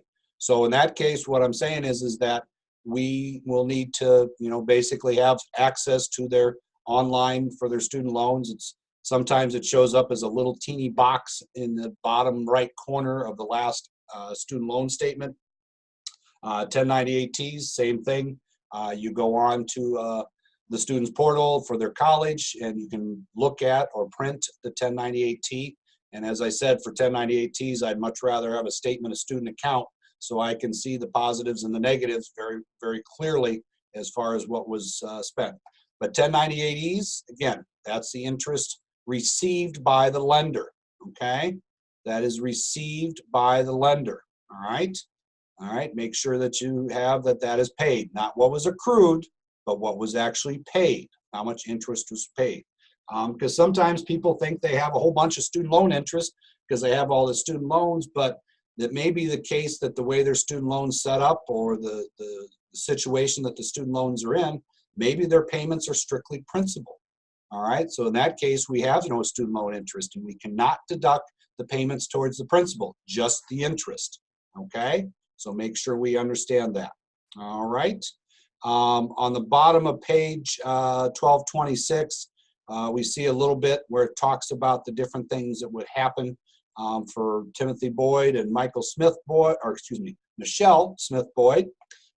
We can see where that looks like on that Schedule 1.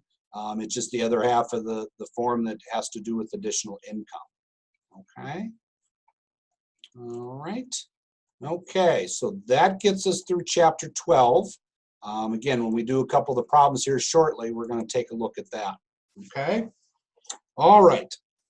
Schedule C's. Okay.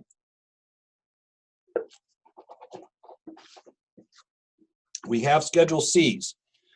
Business income. You know, as this chapter talks about, we're going to talk about business income, cost of goods sold, business expenses.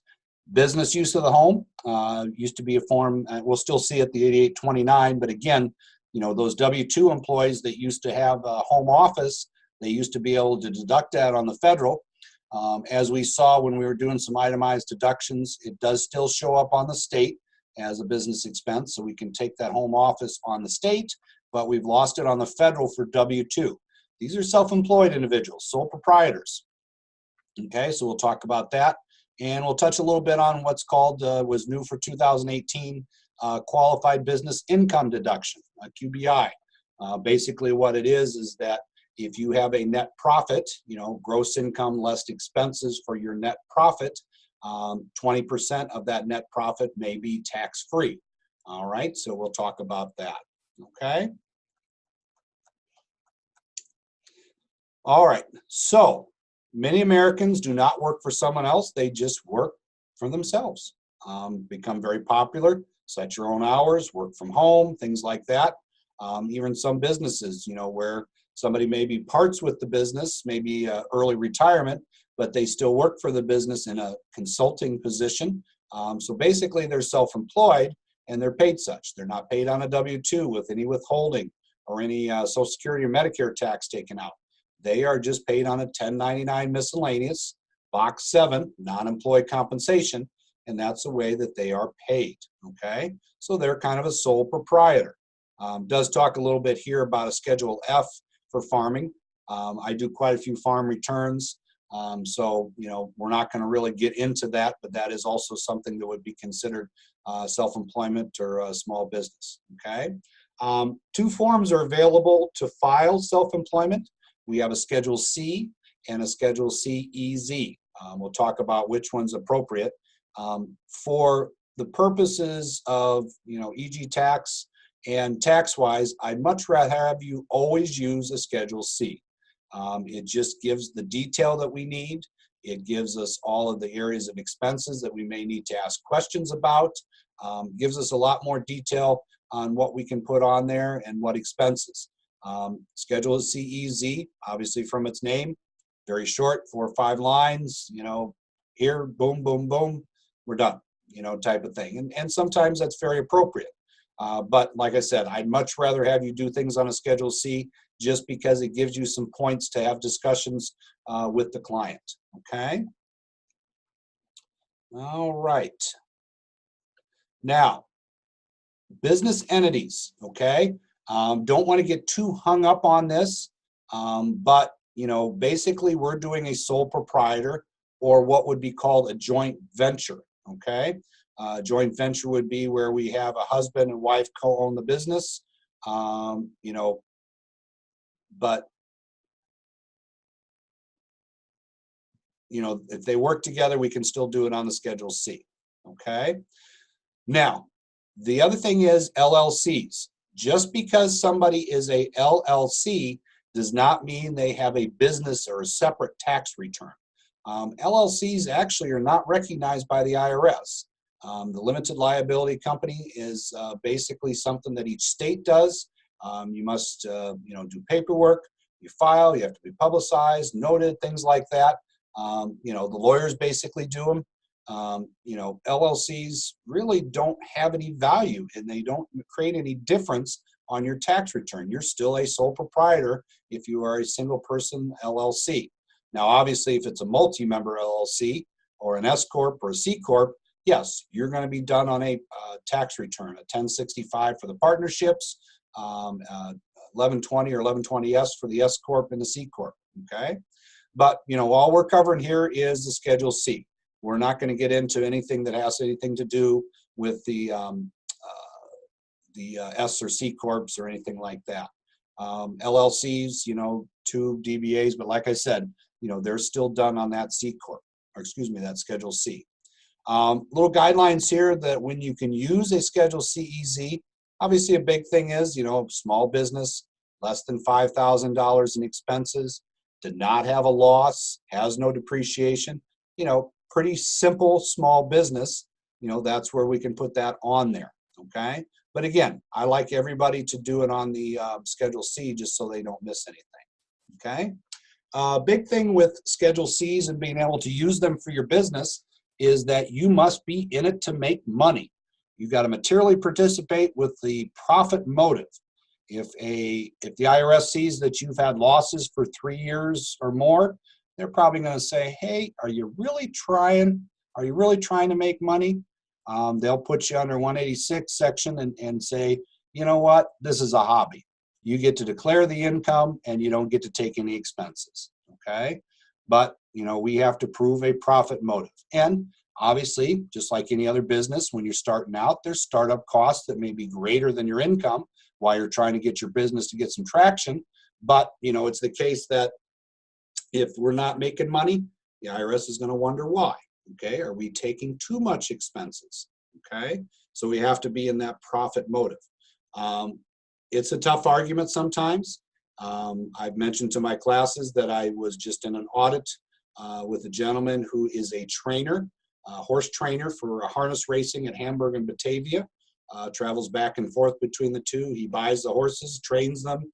Obviously he has jockeys or people that will race them for him.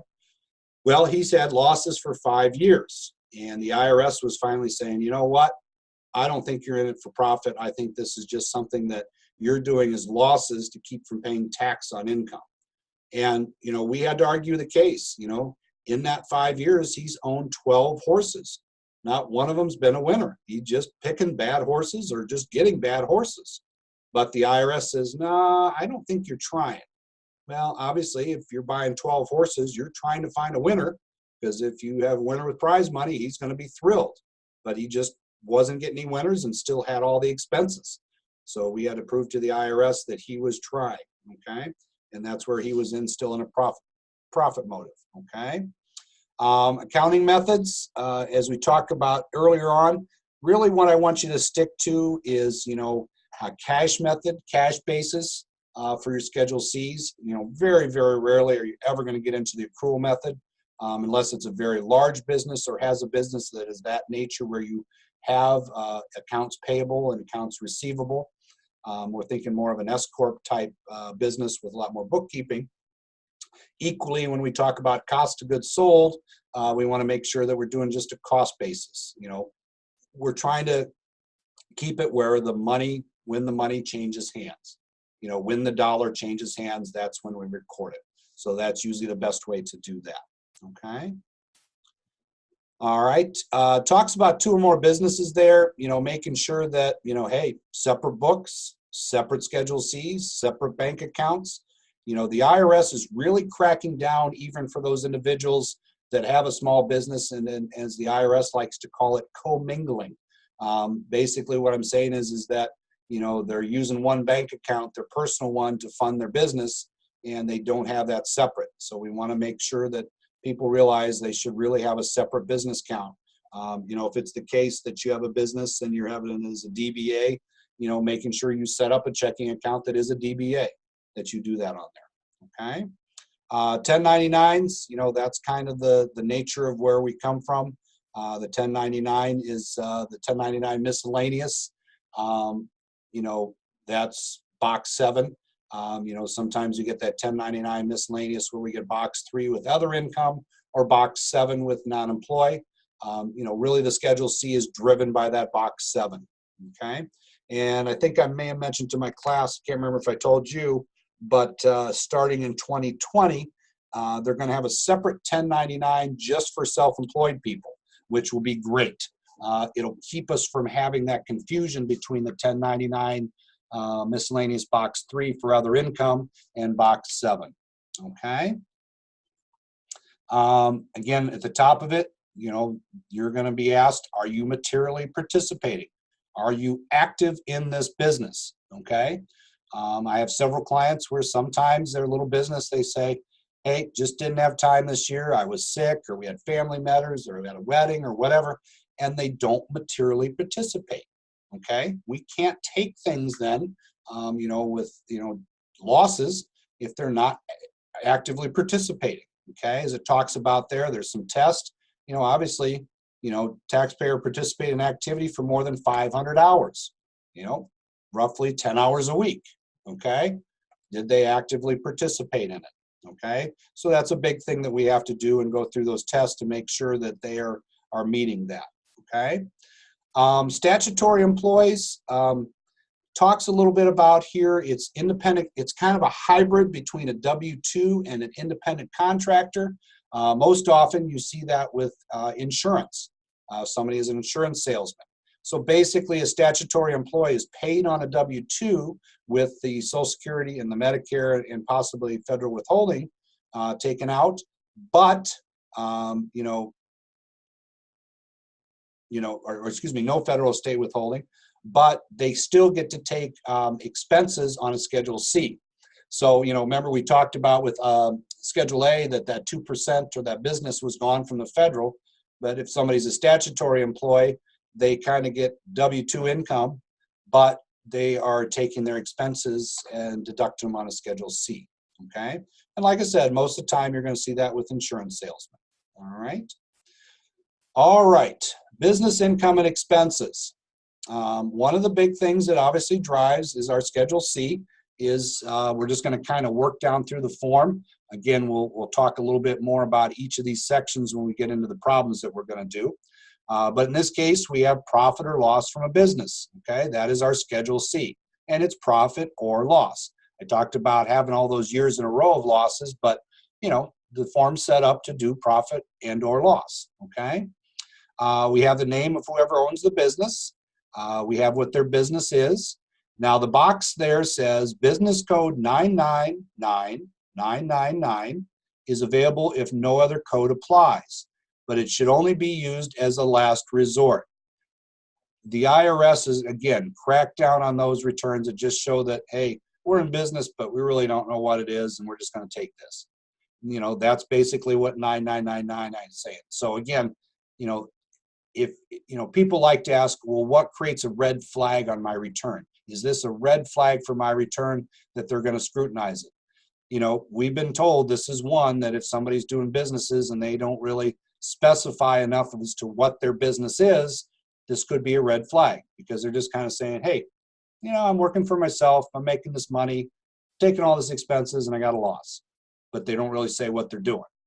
So we got to be very specific. The next few pages have a chart.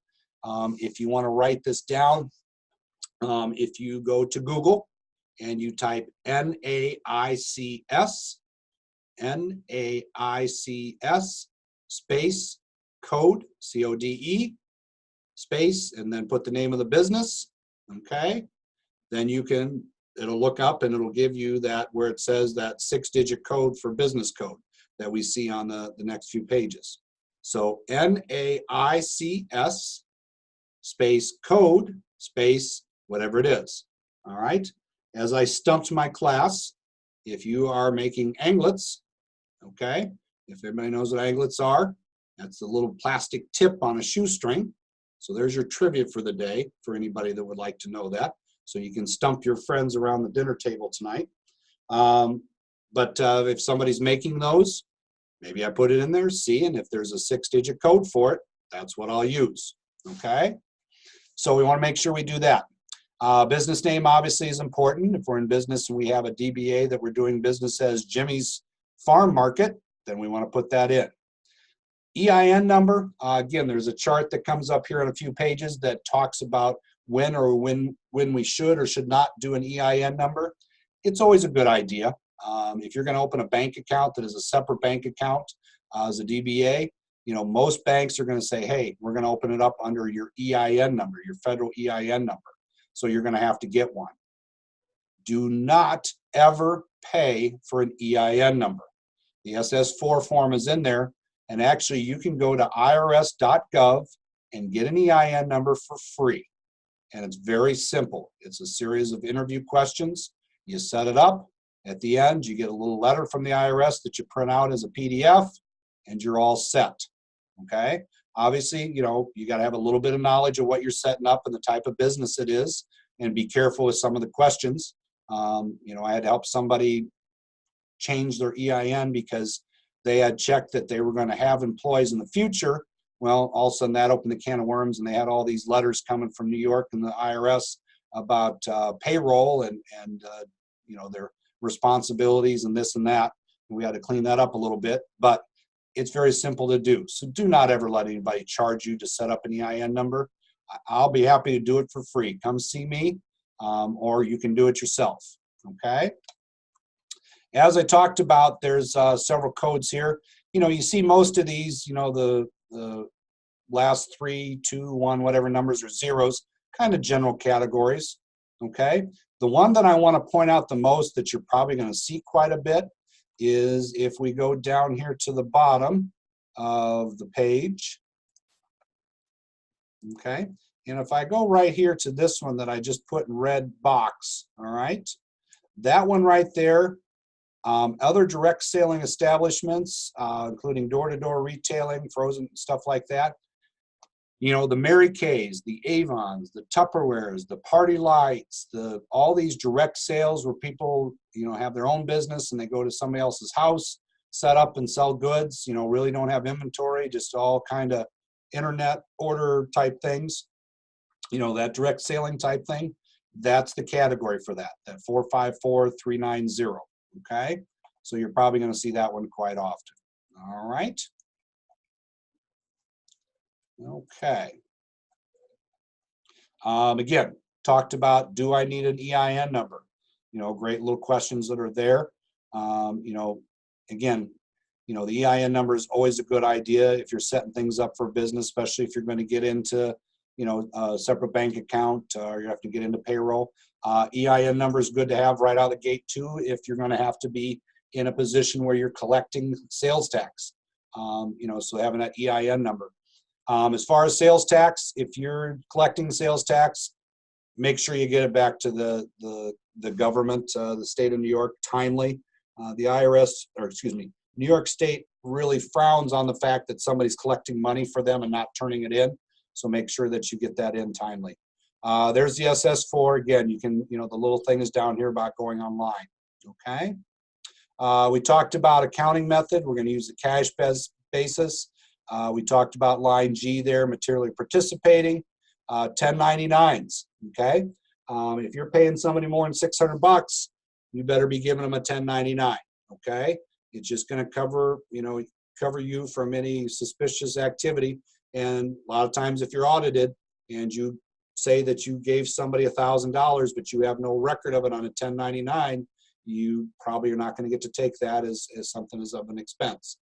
1099s, the thing I give a warning to everybody about is that if you're going to be issuing 1099s, before you pay anybody, have them fill out that W-9, the one that shows their name, their address, and their social security number, and they sign it so that you have information.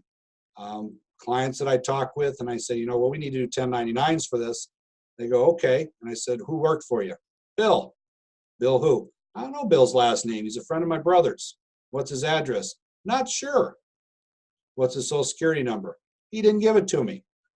Well, all those things, when they start, answering that way, I am hard pressed that I can justify and have a paper trail to take that as an expense on my self-employment that I paid somebody over $600 for something. So again, make sure that you're doing 1099s, make sure you're doing those W-9s to get their information. Okay. All right. A little bit more in the header there. Okay. Income. When we talk about income, we're talking about gross receipts. Okay. What is that income? Where is it coming from? Did I have any returns? Did I have to give somebody stuff back? Do I have cost of goods sold? Okay, all right. Okay, that is my gross profit, and that is my gross income. Okay, so I have to make sure that I realize that those are on there. That is my gross income. Okay, all right. We're starting to see a lot more of these in this day and age of PayPal and Square and other third parties that are doing transactions for people. You know, these type of things are coming, and they're coming from these organizations, and they're saying, hey, you know, this person got this money through our service. And, you know, there has been cases where I've had people that have been receiving letters from the IRS because on their return it says we had $15,000 in gross income. Okay, but they're having the statement come from Square or PayPal or whatever it may be that says, hey, we show $22,000 of income. And the IRS is going, this does not match. Why is there a difference? And that's where they would, you know, send that letter in and possibly audit your small business. Okay. Cost of goods sold. All right. Obviously, you know, if you're in a business where you're in a consultant or a service type business, you know, you're not going to have cost of goods sold. You're not going to have any inventory. You're in a service industry. And like I said, on a lot of the direct sales, you know, with the exception of a few, you know, most of those, you know, you have an expense for samples that you receive to take to the parties, but you're not really carrying inventory in your home to fill orders. You know, most of that is just done where you then go online and the company that you're, you know, being a direct salesperson for drop ships it to whoever orders it. Okay. Again, you know, some of them you just don't have inventory, but inventory at the beginning of the year, well, pretty much what was my inventory at the end of last year? That's going to be my inventory. If I purchase stuff at cost, okay, that's what I'm going to do. Most of the time we want to do it at cost. I'm going to add that to my inventory. My inventory is at cost. My purchases are at cost, okay? If I take items out for personal use, again, I'm going to use Mary Kay Cosmetics, all right? So I have inventory. I purchased a bunch of stuff, but there's 4 or 5 items that I'm taking out of my inventory for personal use, all right? I have several. I have about 20, 25 Mary Kay clients that I do their Schedule Cs for them. They're self-employed. And, you know, a lot of times I'll go round and round with them as to, was this personal use? And they'll say, oh, no, I took it out as samples. I wanted to use it for samples. I bought this and I'm using it for samples. Did you use it for yourself? Well, yeah, some of it. Well, you know, then it's personal use, okay? You know, unless you buy something as designated as a sample, it's hard to say that the stuff you pull out for personal use and then use occasionally for a sample, you can write off. Cost of labor, again, this is labor. You know, don't include anything you paid yourself, but labor you might charge to make your widgets. I'm going to use widgets, okay? That famous fictional product that everybody always talks about. Materials and supplies. Well, if I bought lumber and nails and glue and whatever else to make my widgets, you know, that's my materials, okay? And then obviously I take my inventory at the end of the year and that gets me my cost of goods sold, all right?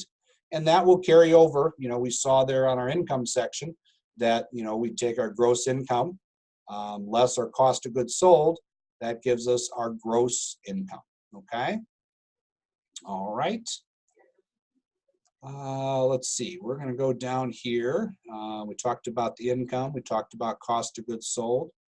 There's our 1099 miscellaneous that we see there with regards to the you know, box 7 where we have that non-employee compensation there, okay? All right, business expenses. Obviously, this is the big one that everybody goes for, that we have, that comes from, you know, the business that we have, okay? All right, so, you know, going through each one of these, you know, this is why I say I like you to use the Schedule C, all right?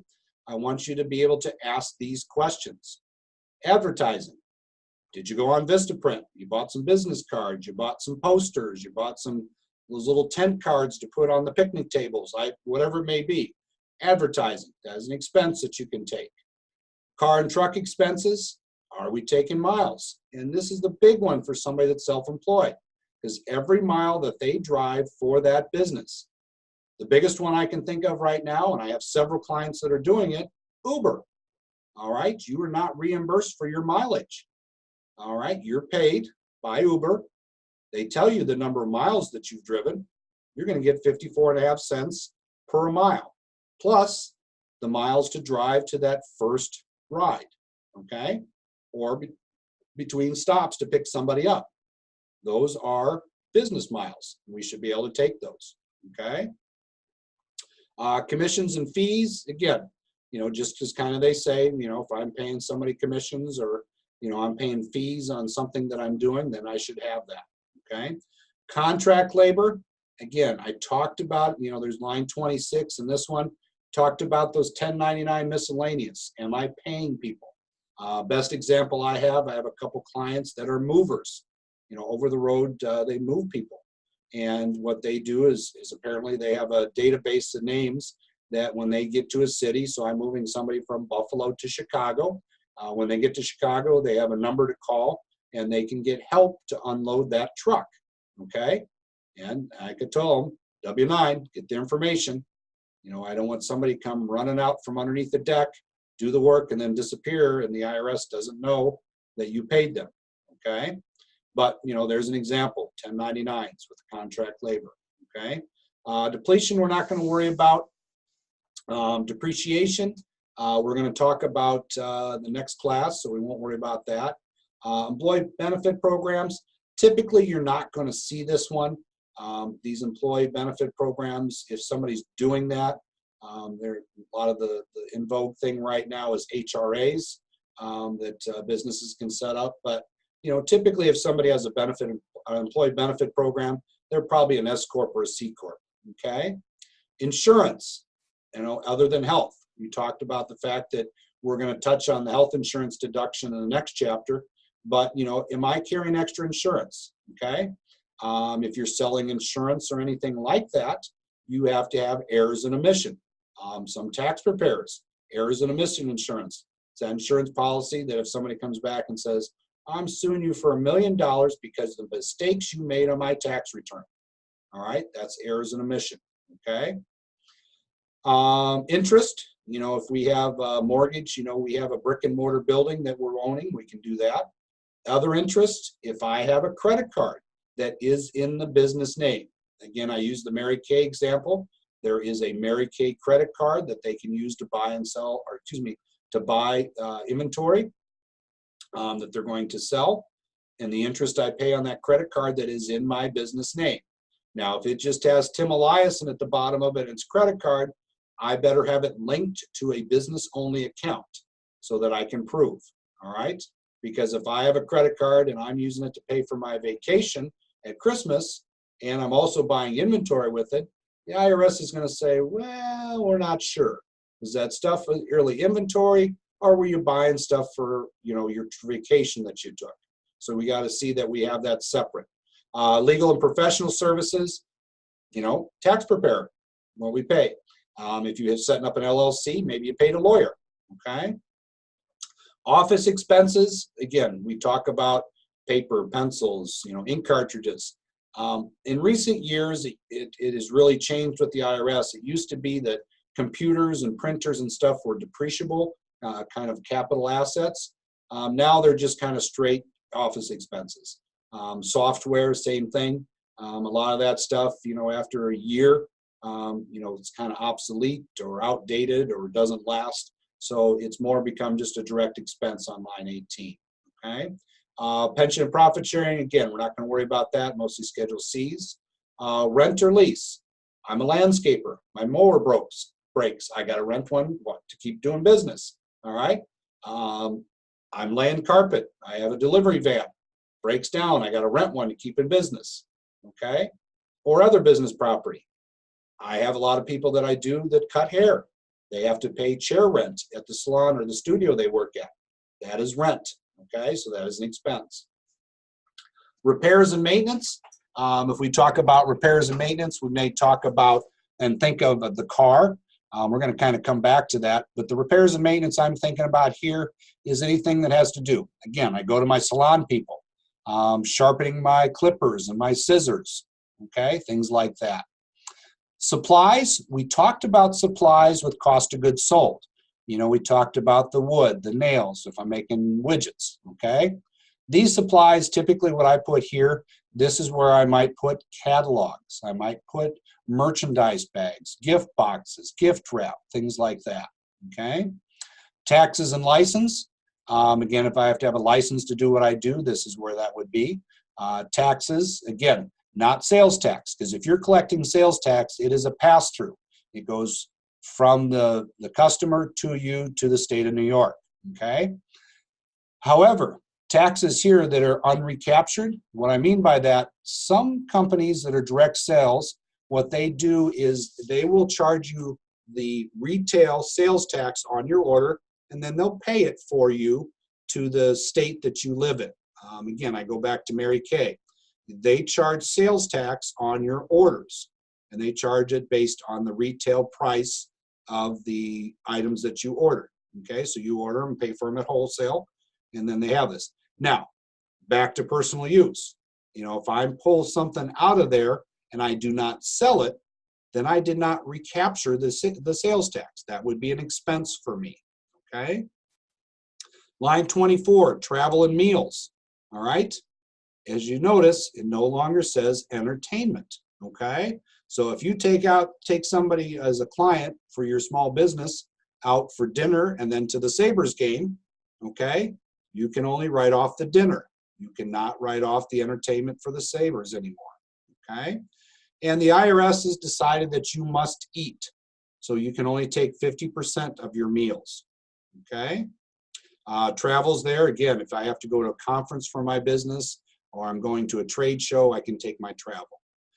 Utilities, just as they are traditional utilities, well, I want you to think here, you know, your gas, your electric, your water, okay? We're going to talk about other ones like internet and TV and, telephone a little bit later, okay?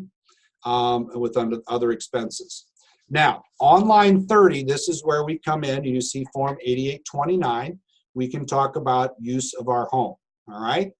Now, I will ask somebody, do you have a home office? Yes, we use the third bedroom. Okay, that's a bedroom. Do you have a home office? Well, yeah, no, that third bedroom, that's all I use it for. Is there a bed in it? Well, yes, then it is a bedroom, okay? The IRS is going to ask these questions and they may ask for a picture of your home office, okay? And if there's a bed in it, they're going to say, that is a bedroom. And you're going to say, you know what? When grandma comes for Christmas for 5 days, that's the only person ever sleeps in that bed. Then it is a bedroom, all right? You know, you have to have it specifically designated. And, you know, sometimes the IRS will say it needs to have 4 walls. Well, I had to kind of have an argument with the IRS and said, this person is a small business owner. They live in a studio apartment. It has 4 walls, but they're the 4 exterior walls, okay? So, you know, we had to have something that would designate, you know, I'm not talking about putting tape on the floor and you can't step in this area unless you're going in the office. But, you know, we had to, you know, kind of say that this is a designated area and this is the square footage. So sometimes you have to kind of do that, okay? You can do 2 methods. You can do the actual method where we'll see it on the 8829, or you can do now what they have called a simplified method. Simplified method, basically you get $5 per square foot as a deduction, okay? Now,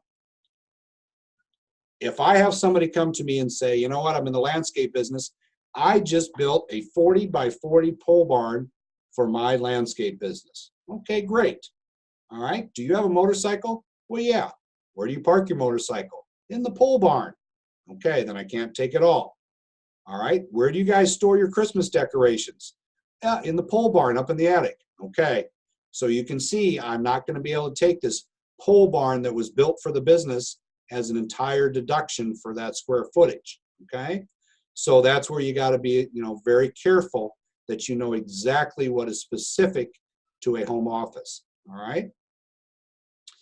The other thing with the home office, if my business shows a loss prior to me taking the home office, my home office cannot make my loss greater, nor can it make me have a loss, okay? So if I have a $250 profit on my business and I have a $500 home office expense, I can only go to zero. I can't go to a $250 loss. Okay? All right. Business expenses, we talked, or excuse me, vehicle expenses, we talked about the 54.5 cents per mile. All right. So we have that. Okay. When you take it, you have to decide, am I going to do actual, where I'm going to keep track of every gallon of gas, every insurance payment, I'm going to depreciate it, every oil change, every service, you know, my license, my car insurance, any repairs, new tires, okay? That's actual. And if I put a car in service in the first year I have it, or I start a business and I'm using my car for it and I want to do actual, once I elect that, I must stay there. I can't go back and forth, all right? I guarantee that probably 95% of the time or more that it does not cost you 54.5 cents per mile to operate your car, okay? If you add up everything that you do to pay for your car, and I mean everything, okay, and even depreciating it, okay, you're not going to get to 54.5 cents. Now, I may change that if I have somebody, I have a client that he and his, it's actually a partnership, but we take a look at, you know, from this perspective as an example, but they buy these used vans to hold their carpet in and do it. And some of these vans, they're very old and in rough shape and don't last them long. So very often, you know, if they're going to try to keep it on the road, we'll do it actual because we know that this van's old enough and it's going to need a transmission. And I don't know what happens, but they go through a lot of doors. So they must be leaving the door open when they got the carpet sticking out the back, because they have more expenses for back doors of vans than anybody I've ever seen. So we have that. Okay. So sometimes actual is more beneficial. All right. Okay. We just talked about business use of the home. Okay. That we have that. Like I said, I talked about the simplified method, roughly $5 per square foot. Okay, and then the actual expenses. There is the 8829 that we were talking about. You know, basically you have to figure the percentage of your home that is used for business, and then you are allowed to take what would be considered direct expenses or indirect. Indirect would be, okay, I have a mortgage on my home, I have mortgage interest. My house or my home office is 10% of my house, I can take 10% on indirect, okay? Direct expenses would be anything that deals directly with, you know, the home office. If it's the case that I have a separate designated line for my home office for internet, and it's a high-speed internet that's separate from my family's internet coming in, then that would be a direct expense, okay? All right. All right. The other thing is with the home office and the business, let's see here. I'm going to go by it.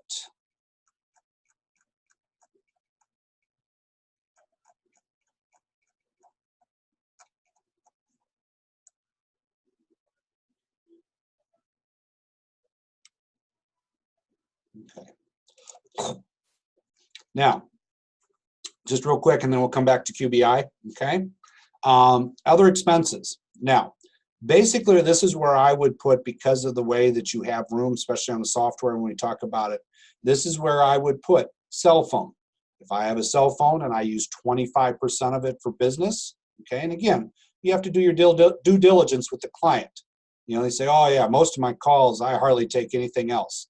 You know, if they're sitting there with their wife, I hope that the wife goes, really? You talk to everybody else more than you do me? Well, you know, I don't want to ruffle feathers and create controversy, but what we want to make sure we do is understand that they cannot write it off.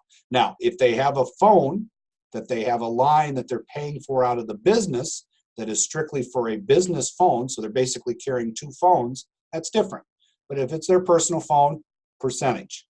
Internet coming in the home, I talked about if you had a specific line going to your home office, that's one thing. But if you have an internet that you're sharing with the home, only take a percentage. On here, I'll put website. I might put on here continuing education. If you have a license that you have to maintain, you have to do continuing education hours, I might put that on there. So I use the other expenses when I want to get just a little bit more detail than what's on that expenses that you have on the front page of the Schedule C, or page 1. Okay? All right. Qualified business. So basically what happened is that when the C Corp, that people file, that the income there was dropped as far as being taxed from about 32% down to 21%. They said, hey, let's give the guy that's a small business the same luxury. So they're basically saying that you can do under what's known as a Section 199A, is that if you have a net profit, you can take 20% of your profits, and take it as tax-free. Now, your net income, when we talk about self-employment tax, your net income is what you calculate self-employment tax on. You can take then and drop down, and the taxable income could be 20% of your net profit, okay? All right, and we'll talk a little bit more about this as we get along. It gets pretty in-depth as far as the different situations and stuff, but we'll talk a little bit more as we get into the tax returns on these, okay? All right, we got a few exercises that you do on various things there, just having you fill out different parts, okay? All right, so we're going to do just a couple problems here in a second. So we're going to take a break. It is 11:45, so we're going to take a break for about 10 minutes. We'll come back and we'll do a couple problems on some of the exercises. I just want to do a little bit with adjustments to income. It's one that's going to have the 414H in it, and then we'll do a little bit with some of the self-employment with the Schedule C. So we should see everybody back about 11:55.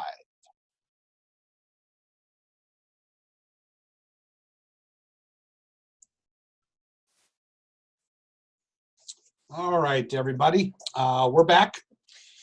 I just took the time and went ahead and sent out to everybody the computer midterm, the problem that we have for that. So that was sent out in an email that just went out. So those of you that are here and on it, make sure that that you have received it. If not, let me know in the chat. And those of you that are going to listen in the recording, you should be getting that. I'll send out a separate email that'll have the homework. Again, we're not having class this Saturday, or a week from today, but it'll have the homework and the recording of today's lecture. So we'll make sure that you have that on there. Okay, but the computer midterm has been sent out to everybody.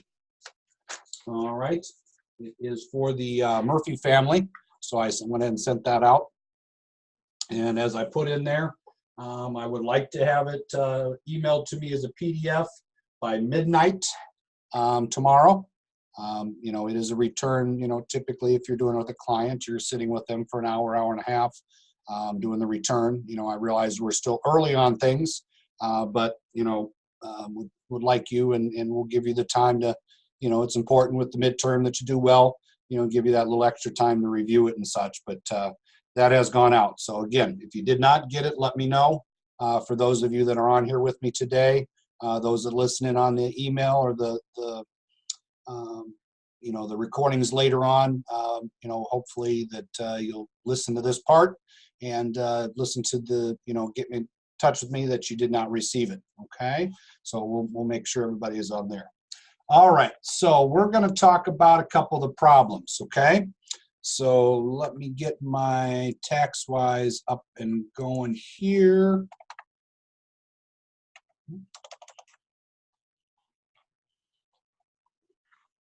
Get it timed out. There we go. Okay.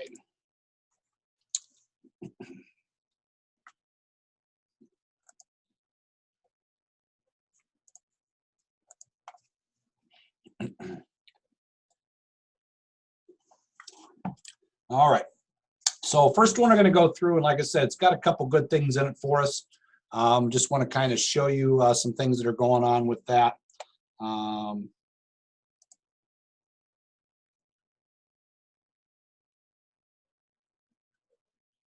Okay, I'll check on those. So those of you that put in there that you did not receive it, we'll make sure on there. I hope that you've been getting the other emails I've sent, but we'll see on that one. Okay. But yeah, if you didn't get it, put it in the chat so that I can print and I can get to that right after we're done here today. All right, so we're going to do on page, in the workbook, page 12.5, we have class problem 12.1. It is for Howard and Janet Hamilton. Okay, so we're going to do them. A couple real quick things on the bullet points. They filed a 1040 last year, but they weren't able to itemize. They would like to file a return and probably won't itemize this year. But they are both teachers. He is a principal at the local high school, had $121.22 on supplies. Janet is a full-time first grade teacher, spent $321. Neither Howard nor Janet are full-time students or didn't receive any retirement distributions. Janet is enrolled in part-time, however, in graduate program.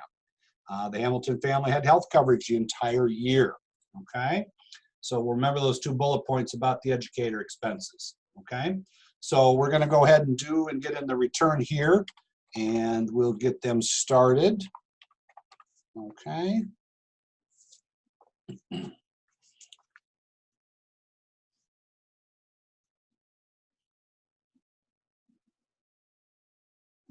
Okay.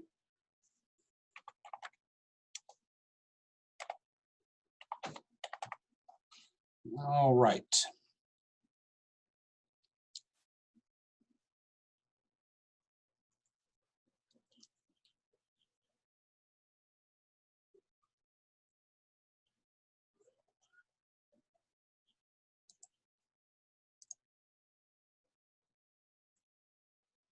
All right, so we have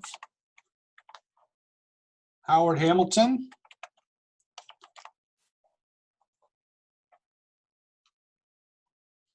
And we have his spouse, Janet. Okay, and we have, all right, they're living on Elm Street. Oops. In Warsaw, okay. All right, we got a phone number for him.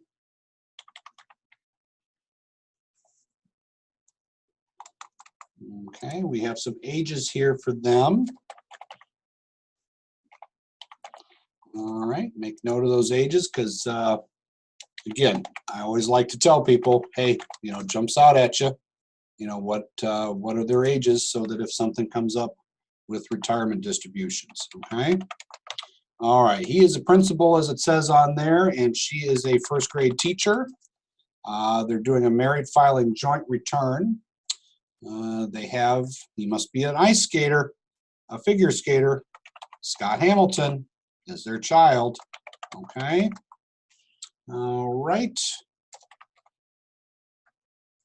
Okay.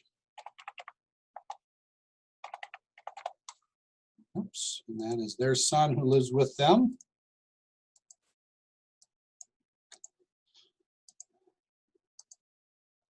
All right, remember I like to always check that EIC just in case. We have e-file the return. We have their bank information. As they said, they like to handle things electronically.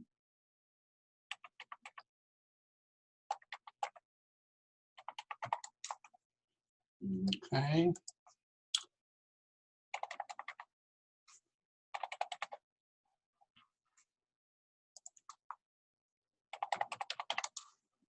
All right, so we have that we're doing there again. You know, when you do these, just skip by the driver's license if you need to, okay?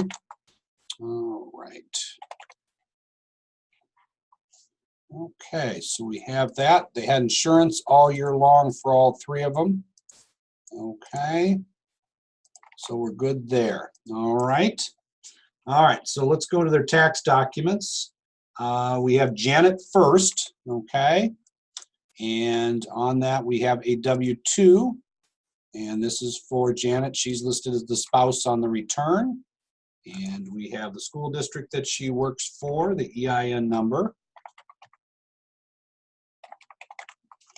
All right. We have her wages. Okay. All right, so I'm on the top of page 12.7 in the workbook, okay? And I have on there, have that. Again, they are covered. So box 13, she has a retirement plan. She actually has this 414H. And I realize it says 414H SUB. You need to put it in that way, and I'm going to show you why. Do not override it. The document in the workbook says 414H, okay? Do not change this because of the way that this carries over. Now, the other thing is that $2,800 would qualify us for the 8880, so we're going to leave the box checked. That $2,800, when we do these 414H, on the federal, it's treated like a traditional IRA. They're pre-tax dollars. On the state, it's treated like a Roth IRA. It's taxed on the way in, okay? So, that being said, we can see here, if this had been a D code over here, it would have changed our 3 and 5 and 4 and 6. And we can see it doesn't match what is on the W-2. And in order to get that changed, we're going to go up, we're going to go up here to this box that says check to take calculations off of 3, 4, 5, and 6. So we can see here, these are yellow numbers. If I check that box and have it taken off, you can see they turn into green numbers. Now I can enter into those boxes, all right, what is on the W-2.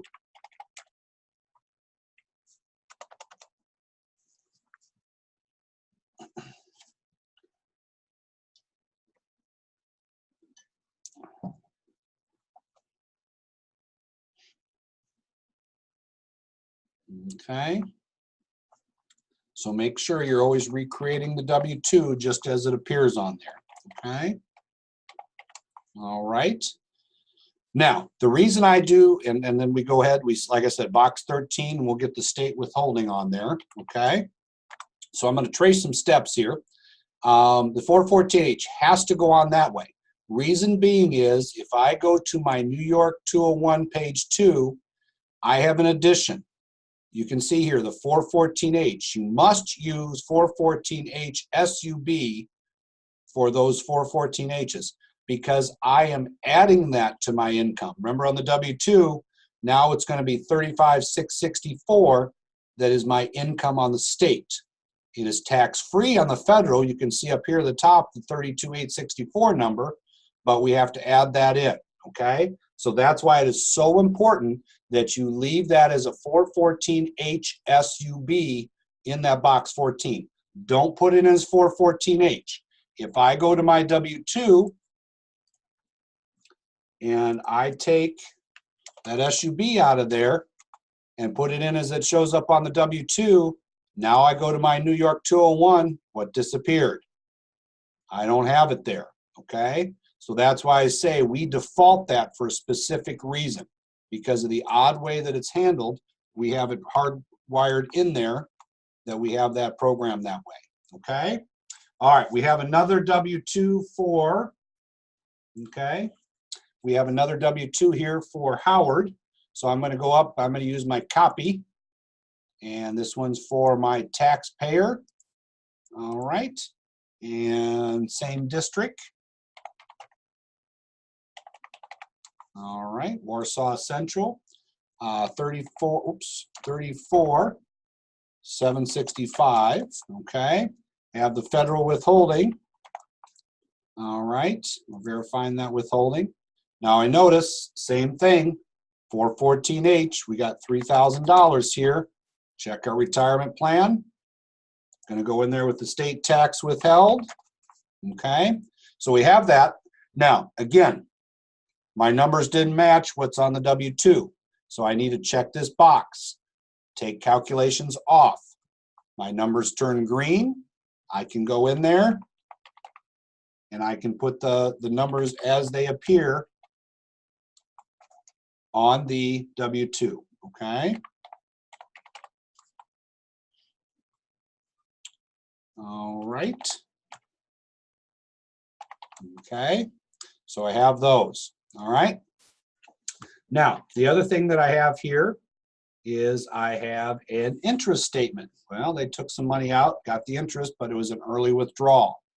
All right, so I'm going to go up, schedule, or excuse me, 1040 page 2. I got line 2B. Going to go up there, going to get my schedule B. Now remember, we haven't done it for a while, but nothing goes on the B.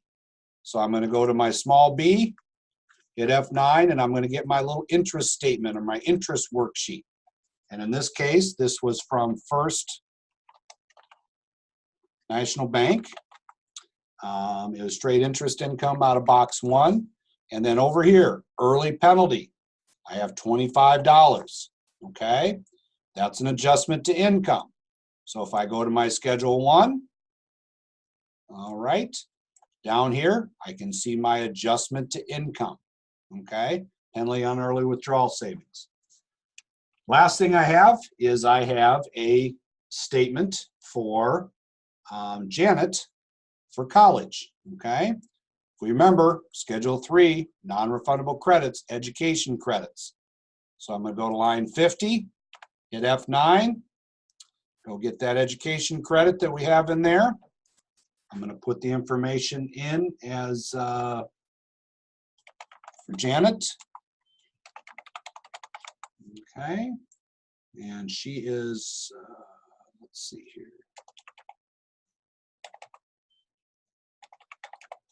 Okay, and she's going to Buffalo State Teachers College. Okay, and that is on 32 Main, oops. Okay, all right, and we have the information that we took off of there. All right, and as we move down here, we get to our diligence questions. Has the Hope Scholarship or American Opportunity Credit been claimed for the student for any 4 tax years? Well, this is graduate school, so we're going to say yes. As soon as I do that, I can see it says, if yes, go to line 31. Well, that's the only option I have. Now, very important, I realize people know that this lifetime learning credit is a maximum of $2,000, okay? We ran across this in the classroom. The American Opportunity is a $4,000. That's all you can put in there. If I have $8,000 in tuition, I can only put 4 in there, so it's capped. Do not cap and put the $2,000 in there if their education above that. We'll show you why. Put the full $3,800 in there. If I go to my page 1, you can see that this non-refundable education credit is based on 20%, okay? So they get $7,600. If you knew that the maximum would be 20% of $10,000, okay, and you did the 20% and you said, okay, it's going to be $2,000. Well, I put that in there, I'd only get a $400 credit. So make sure you put the full tuition amount. It'll calculate it for you, okay?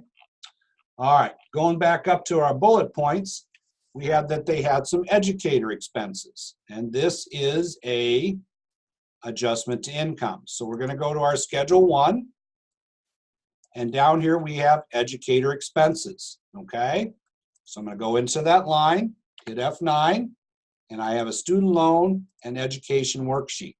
Now down at the bottom we have education savings account. So if you have a 529, that's how they would work in there, okay?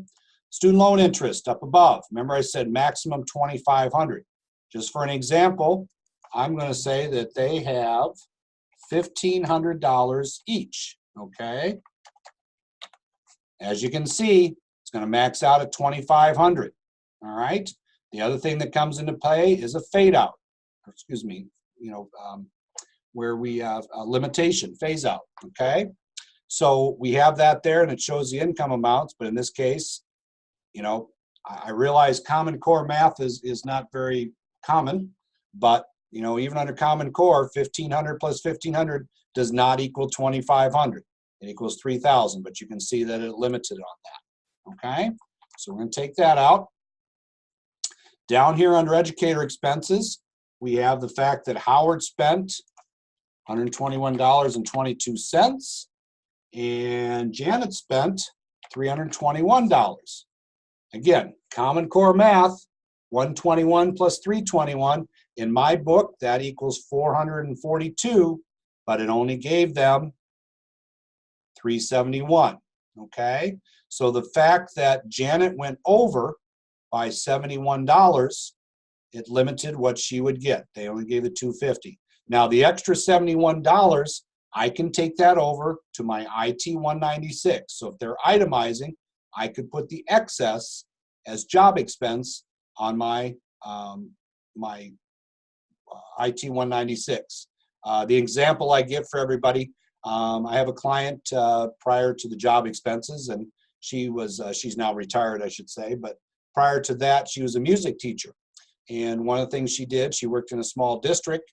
They did not have a budget for musicals. So out of her pocket, and the graciousness of her heart, she would buy the wardrobe and buy the materials for the set and the scripts and stuff like that, so the kids could do a musical. So she did that out of pocket. That was job expense, educator expenses. So obviously she would spend more than $250, and if it exceeded 2% of her gross income, we could take part of it on her itemized deductions. So it was something that we could do on that, okay? All right, so we have that, okay? And as you can see on there, then when we go back to our Schedule 1, there's our $371 and our $25, all right? Now, little scenario here that I'm gonna do, okay? We talked about IRA deductions. So line 32, if we go in there and hit F9, we have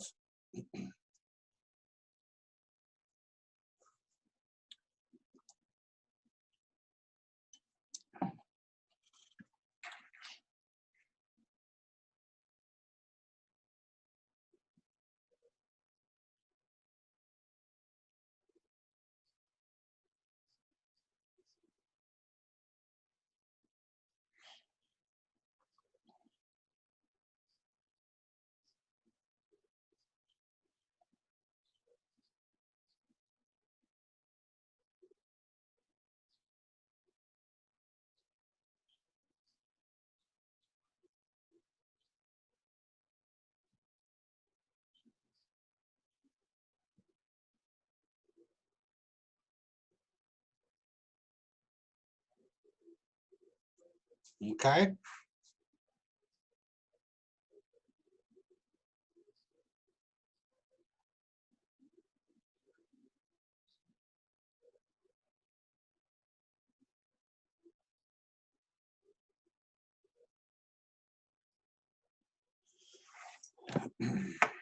Okay, so I have my IRA. All right. Now, this is my IRA worksheet.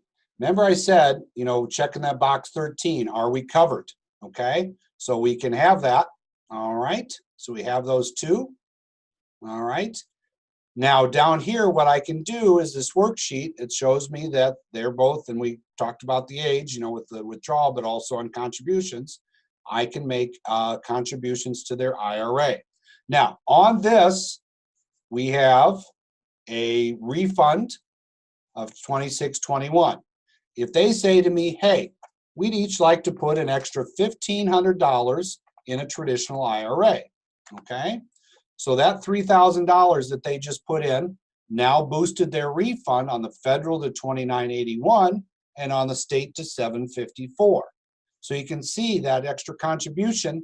So that $3,000 that they put in there is only going to cost them we're going to say 2, we're going to 5, is only going to cost them about $2,500 or $2,600 because of the savings on their tax return. So this is where that IRA deduction comes in. Down at the bottom, also make sure that you put in the Roth, okay? So if up here they put in $3,000 each and they say, we're going to split it. We're going to put $3,000 there, and down here below, we're each going to put 4,000 in our Roth, okay? Granted, the Roth is not getting an adjustment, but the Roth is generating excess contributions, okay? All right. And you can see based on the way that the return works that for one of them it's 500 and one of them it's 1,000, but that extra money, that becomes a penalty. You know, we have a penalty on there. So if we look on the Schedule 3, all right, oops, or excuse me, Schedule 4 for other taxes, $90, okay? That 1,500, 6%, we had a penalty, all right, it's for excess contributions, all right? So we have that, okay? All right. Okay, so we're going to take that out of there, but that's the way that IRA worksheet, and it kind of hides in there in the middle of the 8,000s forms, but that's a way that we can do that on there, okay? All right, so we have that, okay? So that's kind of the way those adjustments. Now, the other thing is too, if I have on here that Howard and Janet are in a high deductible plan, this is where I was talking about that W, and $1,000 is going in their health savings account, okay? We go over to our 8889, and we see that was the spouse, and she has it for the entire family, all right? So you can see that $1,000 contribution. That $1,000 does not show up on our adjustment to income, okay? So we can see on our health savings account on line 25, it does not show up because it is pre-tax dollars on our W-2. However, if they tell me, hey, we put $1,000 in, and I don't look at their W-2 and realize it's on there, and I put 1,000 here, okay, all right, and then I put in there that they're maximum for the family, all right, so I have that. Now, I've done excess contributions because now I have the 1,000 from their W-2, and I have the 1,000 from their contributions directly, and you can see that then that 1,000 shows up down here on line 25 on the return, okay? All right.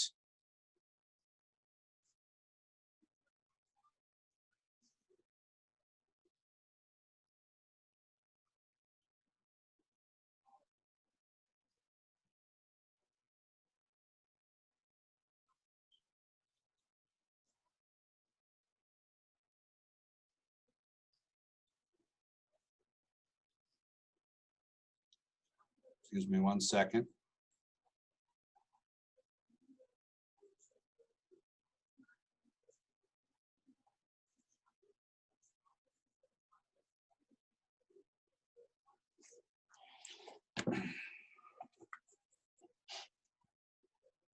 Okay, so we have that. Okay, so that's kind of the way those things work on that. All right, so I'm going to take this out of here. Again, it was pre-tax dollars. Okay,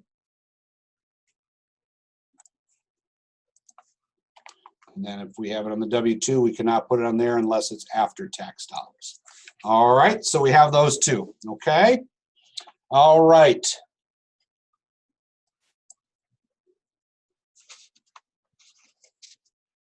All right, so we have that, okay? All right, so let's see, we got 12:30. Actually, what we're gonna do, so nobody's overwhelmed, rather than try to do the problem from 13, because actually the problems in 13 and 14, what they do is they build off each other. So they're the same 3 problems for 13 as they are for 14. So we'll wait and do some of the problems after we go through 14 with self-employment, so we can kind of do it all together, because then we'd have the depreciation and the health insurance and stuff. So we'll kind of hold off on that. I might schedule on one of the problems just to see how you get it in. So we're going to actually stop there. Okay. All right. So we'll stop on that. Okay. So we have the problem there. All right. And again, you know, we won't try to rush through the problem on 13. We talked about some of the expenses. We'll kind of see if you can do the Schedule C, but we'll do a lot more of it next week when we start out with problems in there. So I might just schedule one to see how you do, but I'd much rather have you spending your time focusing on the returns here. Okay. All right. Okay. All right. Okay. So we have that. All right. And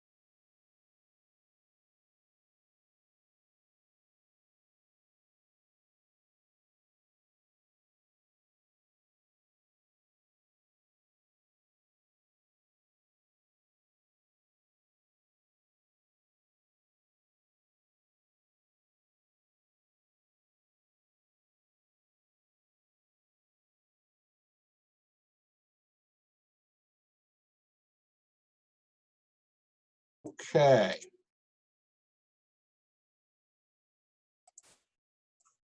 All right. So we'll kind of stop there. Like I said, I went ahead.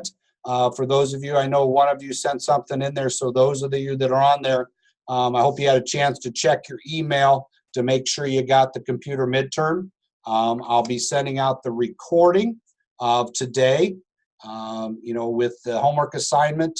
I'll send another copy out too of the written. Maybe some of you did not receive that email. I know we had an issue with it, but we'll see what will happen with that, and then we'll go from there. Okay. All right. So that's it for today. Thanks everybody for joining me. I know we cover a lot of material in a short period of time, and like I said, rather than get too overwhelmed, everything that we've covered and some of the problems that we worked on is everything that you'll need to know for the midterm. So we're good there. And then next week we can really focus on the Schedule C's. Actually, we'll be covering chapter 2 that'll talk a little bit about Schedule E's with the rentals. They all kind of work similar. Some things are a little bit different, but that'll get in there. Okay. All right. Well, that's it. Hope everybody has a great Thanksgiving with family. Gets plenty to eat. Get a chance to get some rest. You know how that tryptophan works on that turkey. Just remember the Bills are playing on Thanksgiving. So don't eat too much turkey. I'd hate to have you fall asleep during the Bills game, but everybody enjoy their time. Again, no class next Saturday, okay? So no class next Saturday, all right? All right, I'll see everybody on, let's see, that puts us getting together on Saturday, December 7th, and we'll see everybody then.